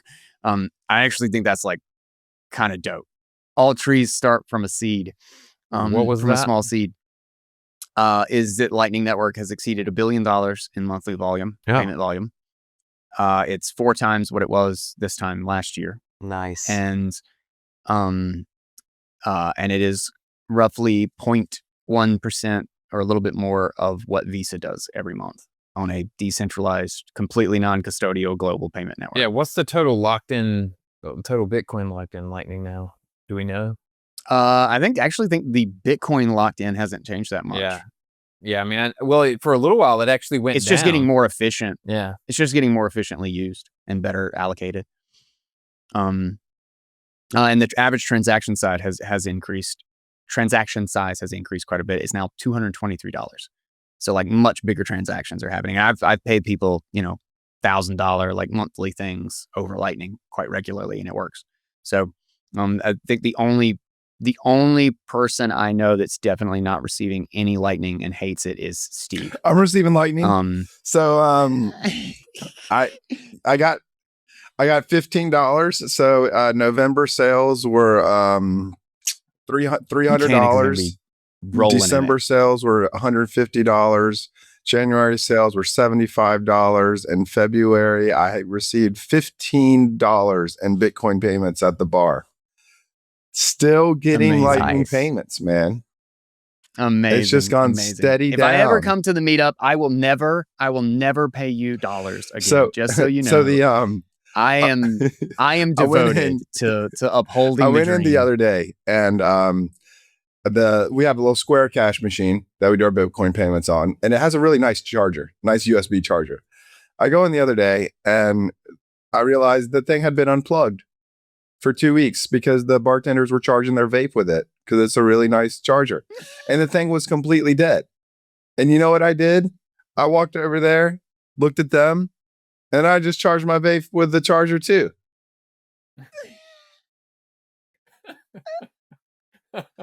I'm like, am I going to get in a fight with my bartenders over this? Absolutely not. This has caused me so many problems. I'm not getting in another fight over this. That's hilarious.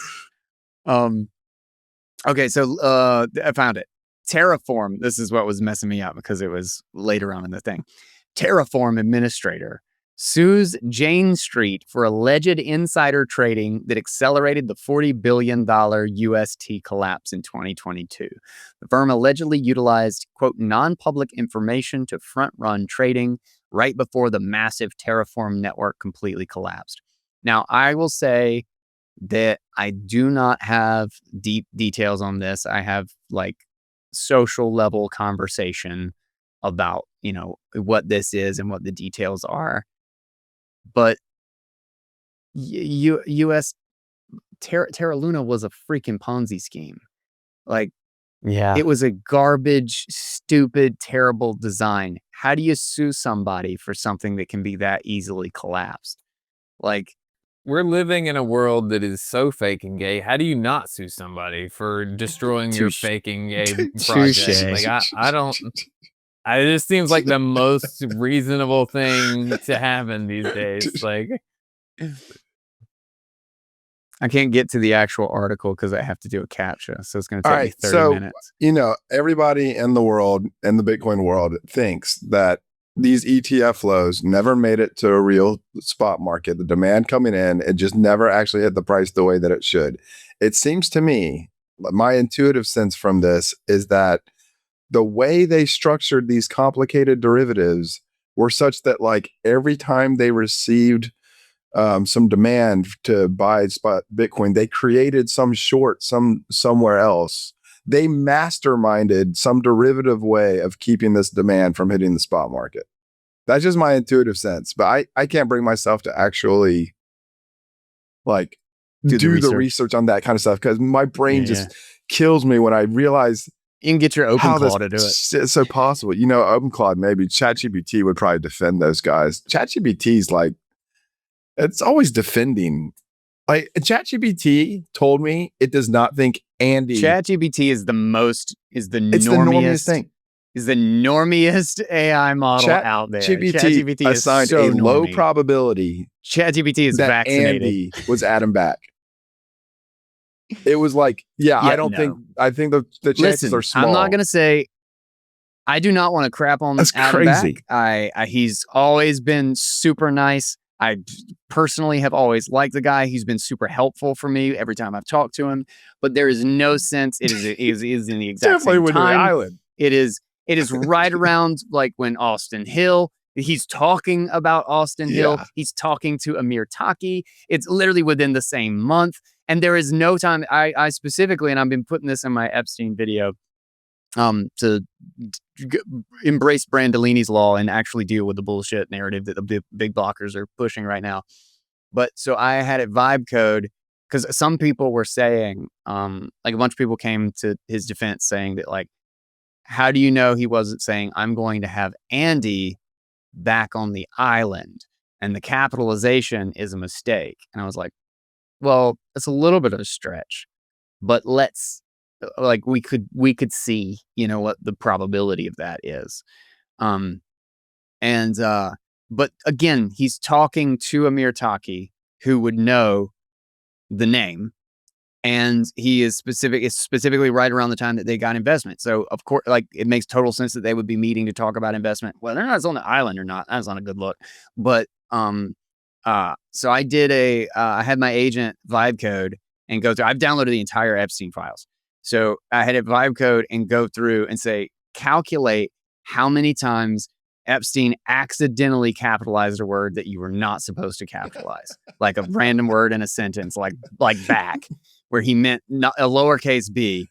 And there are tons of times in which he did not capitalize, like Jack Dorsey. Maybe there's a connection there. I don't know. Like he did not capitalize a name that should have been capitalized.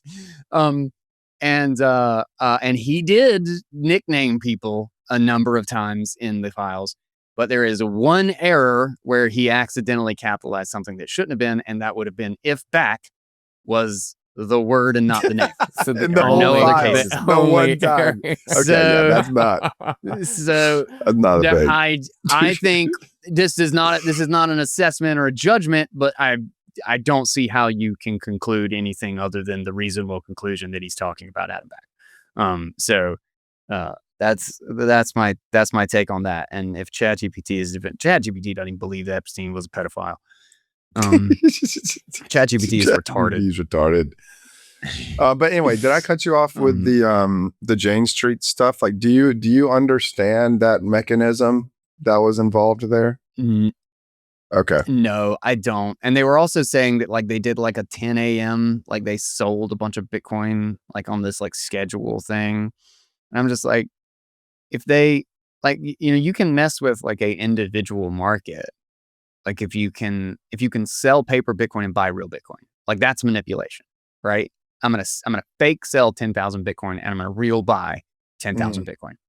Like that's manipulation. But if you just like wake up in the morning and you just like schedule when you think there's like low liquidity that you're gonna sell thousands of Bitcoin and then try to buy it back, that is not manipulation. Yeah.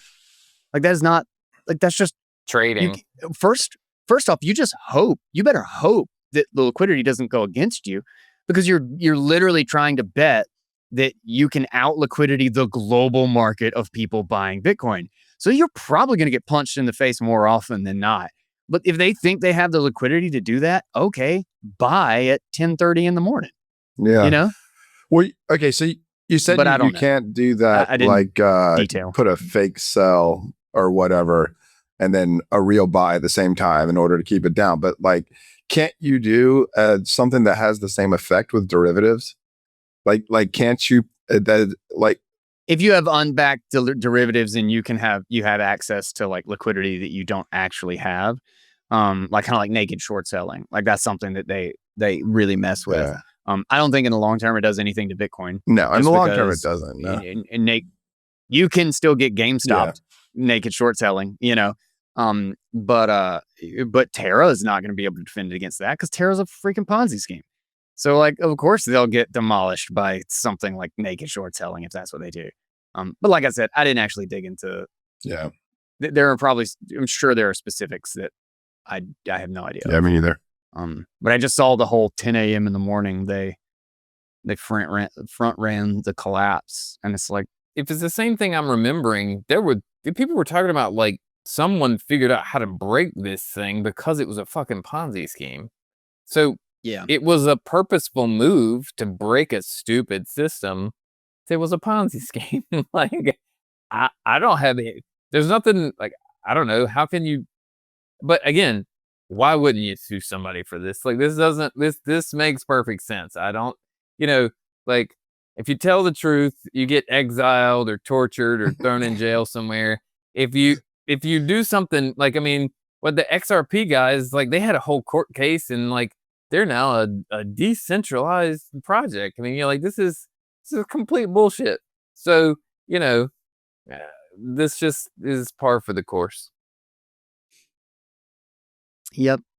There's a whole bunch of ID leaks and phishing attacks. There's Clown talking world, about gonna clown world. the thing, the Persona, that company or whatever. Apparently, somebody got, like, the source code got leaked, and they actually have, like, integrative administrative modules for filing reports directly to FinCEN and, like, tied to Chainalysis and, like, U.S. federal agencies. Is it like the simple ID verification is just like a straight up full-on spy agency that is just tracking everybody's faces and, like, all this stuff. And it's like the thing to like verify, like when you, like, take pictures and put your ID. It's like, we don't share your information. Your information doesn't go anywhere. It's only right here in the browser. We just check and then we delete it.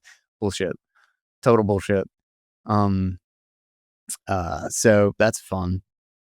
Which is obvious. Like, who believed that, really? Like, other than ChatGPT, who believed that?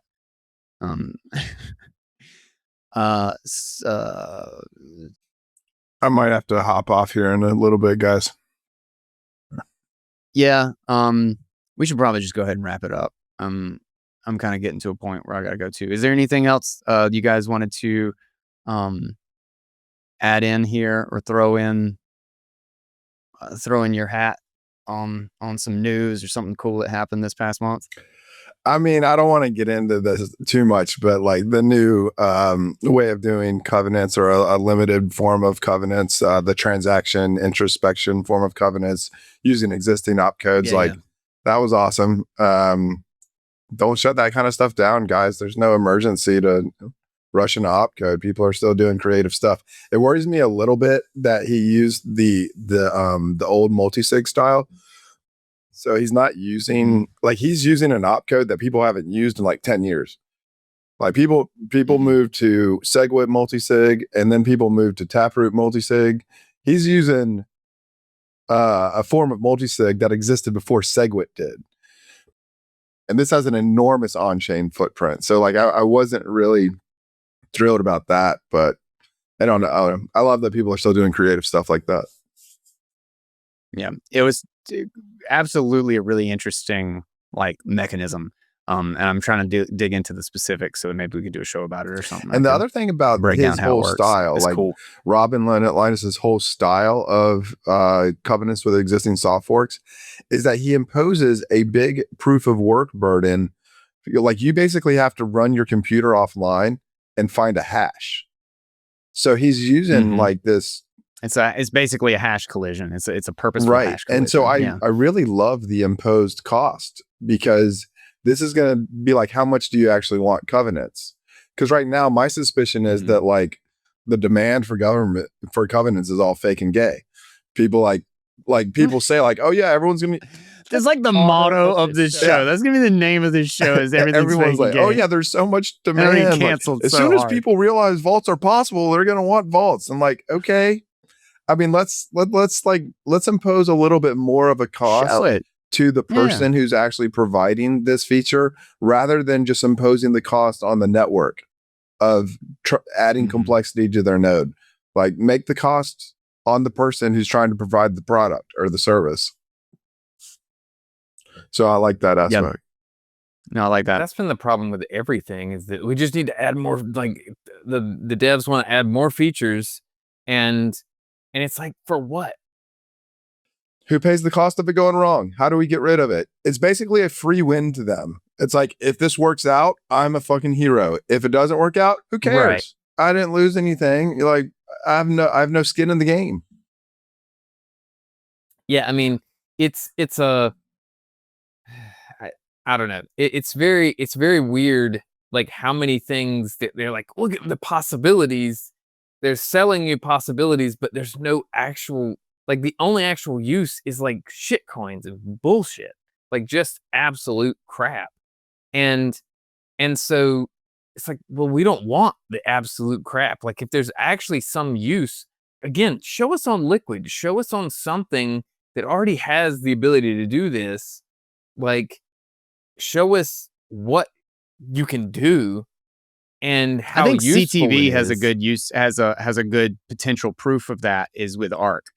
Is if ARC turns out to be super useful and really kind of like doing the job that ARC does, ARC is a much simpler and less costly construction with something like CTV or with something like TX hash, which is kind of the same thing, but it's basically committing to the next like Lightning is off-chain commitments, right?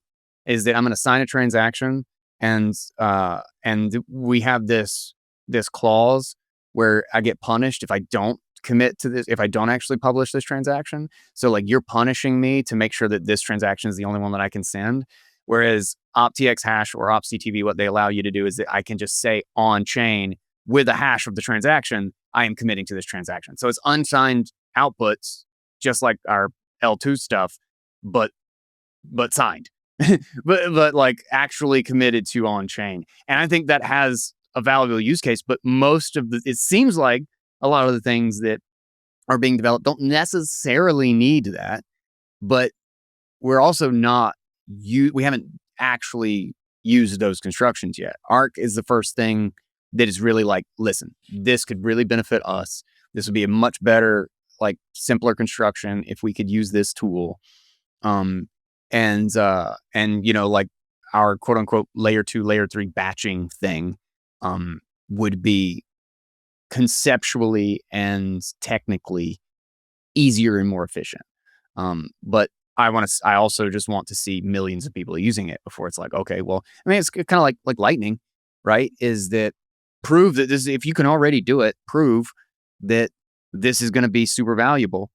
And then we can get like the things that make it better. Like we can commit to that as like the path of development and then improve those things for something explicit rather than something ephemeral or vague or hand wavy. We're going to probably do this and this might be of value. It's like, well, yeah, like that's not really the most conservative way to discuss what a change might be. Maybe it's that I always want the hard things or whatever, but like, why the fuck isn't somebody working on like cross input signature aggregation or something that like everybody wants? Like, you know what I mean? Like it's something that gives us efficiency and privacy and you know all the things we want. Like somebody work on that. I kind of think the reason few people are working on it, there are people working on it, but I think it's just like it's too hard, and the responsibility of getting that right. Like I honestly think like people might just be like nervous about touching something that important. Yeah, you actually get a personal cost for trying to change Bitcoin, and it goes wrong. Opcode like CTV, not that big of a deal, you know. Like, I mean, not to diminish it, but it is a simple add-on, you know, like conceptually. What I'm saying is that like it would be nice if people were working on things that lead somewhere. Like, I mean, no, yeah, like I get the they're point. not even focused on like. I mean, that's not true. There are people. I mean, because what was it? The P2SH like signature aggregation or something that somebody there was like something that somebody came up with that like shouldn't have been possible that we talked about on one of these episodes. Oh yeah, there was like a off-chain signature aggregation thing. It was like kind of a complex setup. There was a paper about it. Or if I don't remember know, correctly. it was something that maybe used one of those like hash collisions or something like what. Like I can't remember. It was something that like I'll have to dig into it.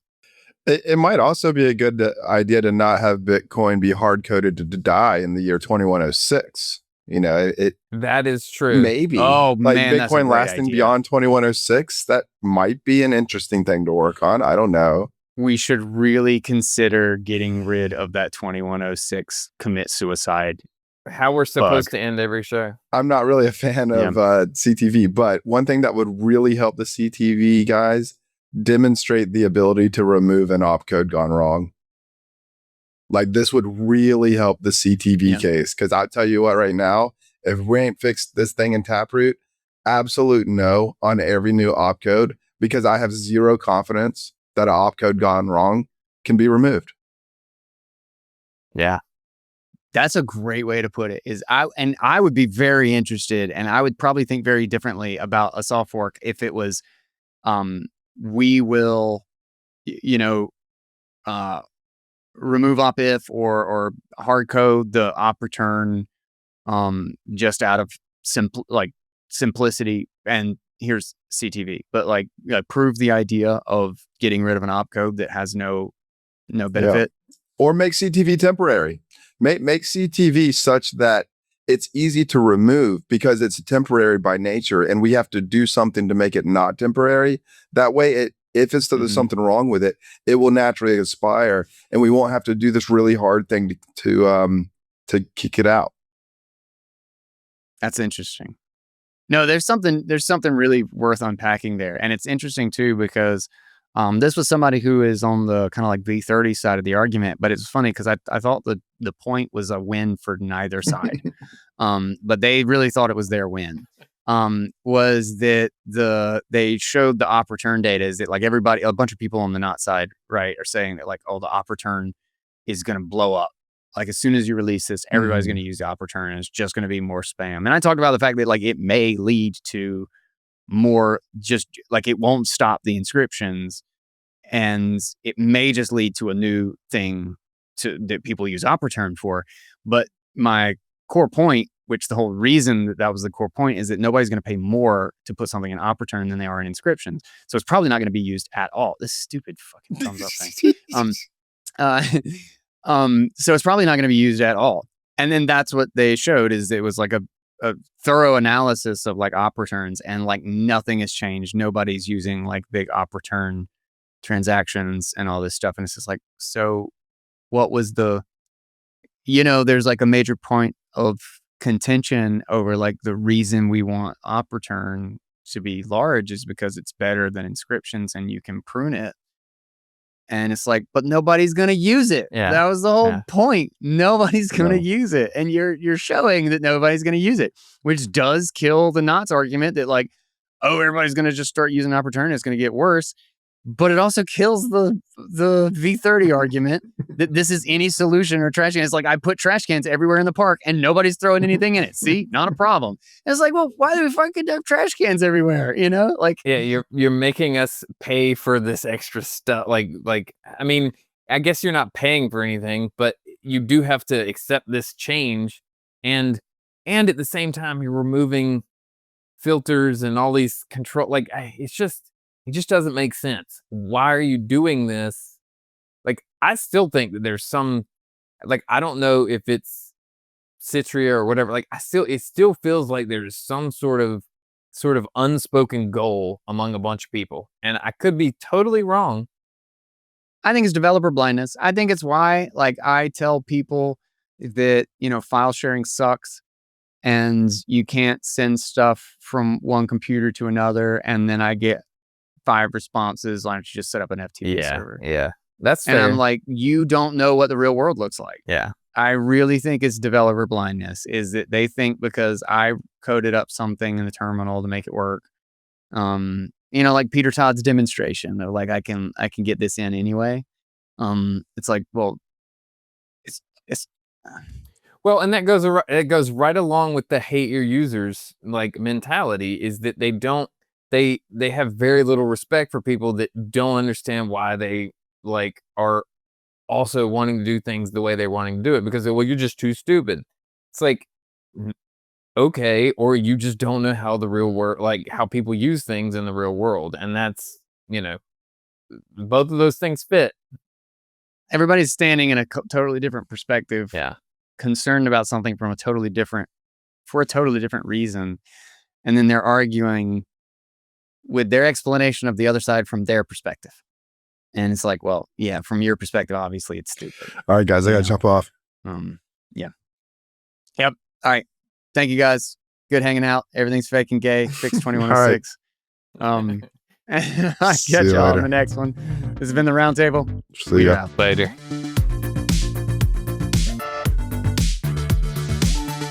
All right, guys.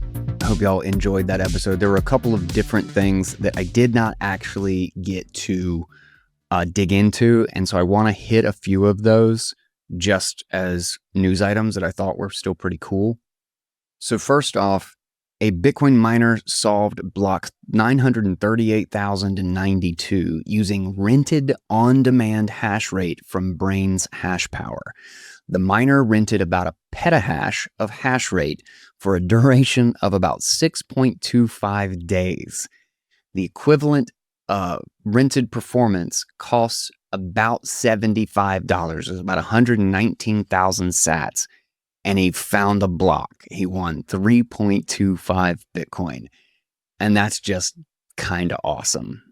Then another one that I really meant to get to, but forgot about, is Mining OS, which was released by Tether. So this is open source software built to monitor and coordinate Bitcoin infrastructure. And the application features a modular architecture. This utilizes Hyperswarm for networking and Hyper-B for persistent data storage. So if you have been listening to the show, you know this is the stack that PairDrive is being built on. We are using both Hyper-B for incremental updates to the file indexes, and then we are also using Hyperswarm to connect, and they're incredibly powerful tools. And this is just a really awesome application of it to essentially have anywhere accessible mining infrastructure and communication and networking. I haven't actually used this, but one of the really promising features of this is essentially a plug and play networking system. This is why we are using it. Then another one that I thought was pretty cool, this was run with Albi Hub and Nostr Wallet Connect, is lncurl. It's lncurl.lol. So lncurl.lol. This is a custodial Lightning wallet service, but it's designed for agents where you can just create a wallet with an HTTP call, and it costs a sat per hour to keep it live, and then it can just be deleted or easily booted up, used for some span of time, and then closed back out. I think just the way they've built it and the way I use my agent really kind of lends itself to see how fast and ephemeral, how much this stuff might move in such short spans of time. And I'm very curious about the idea of a sat per hour fee system, because you could potentially have millions of wallets just opening and closing and opening and closing and moving sats around. And this would not be out of the realm of a difficult or out of character frequency for a bunch of AI agents. There's a great piece by Szabo on the mental cost of micropayments. One of the reasons micropayments never really manifested in the digital world is because the very issue of spending a few seconds trying to decide if something's worth 2 pennies or 5 pennies is not worth the 3 pennies difference. I think the piece was called The Mental Accounting Cost of Microtransactions or something similar to that. But it was always a really cool thought experiment and a really good logic as to why microtransactions and extremely high frequency and like pay per API stuff may have never manifested on top of the difficulties and the huge amount of trust and cost in the fiat payment rails, essentially when all cost is credit.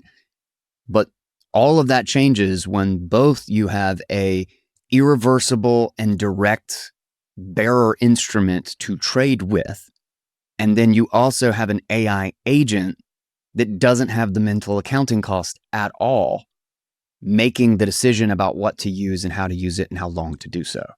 Now, I don't even know if lncurl is something that I would use or if it puts it into a layer that doesn't quite make sense, but it's just a really cool idea and it immediately made me consider that those dynamics may be drastically different when we're talking about the current environment because technology has changed so much. So might be something worth revisiting, and maybe we'll dig back into a Nick Szabo piece so that we can kind of extend it out on the show and give it a couple of months and see what AI agents actually use to make payments and if stable coins or if somehow fiat just gets wrapped up into this and you have normal Visa credit card payments, who knows whether it's Bitcoin or not.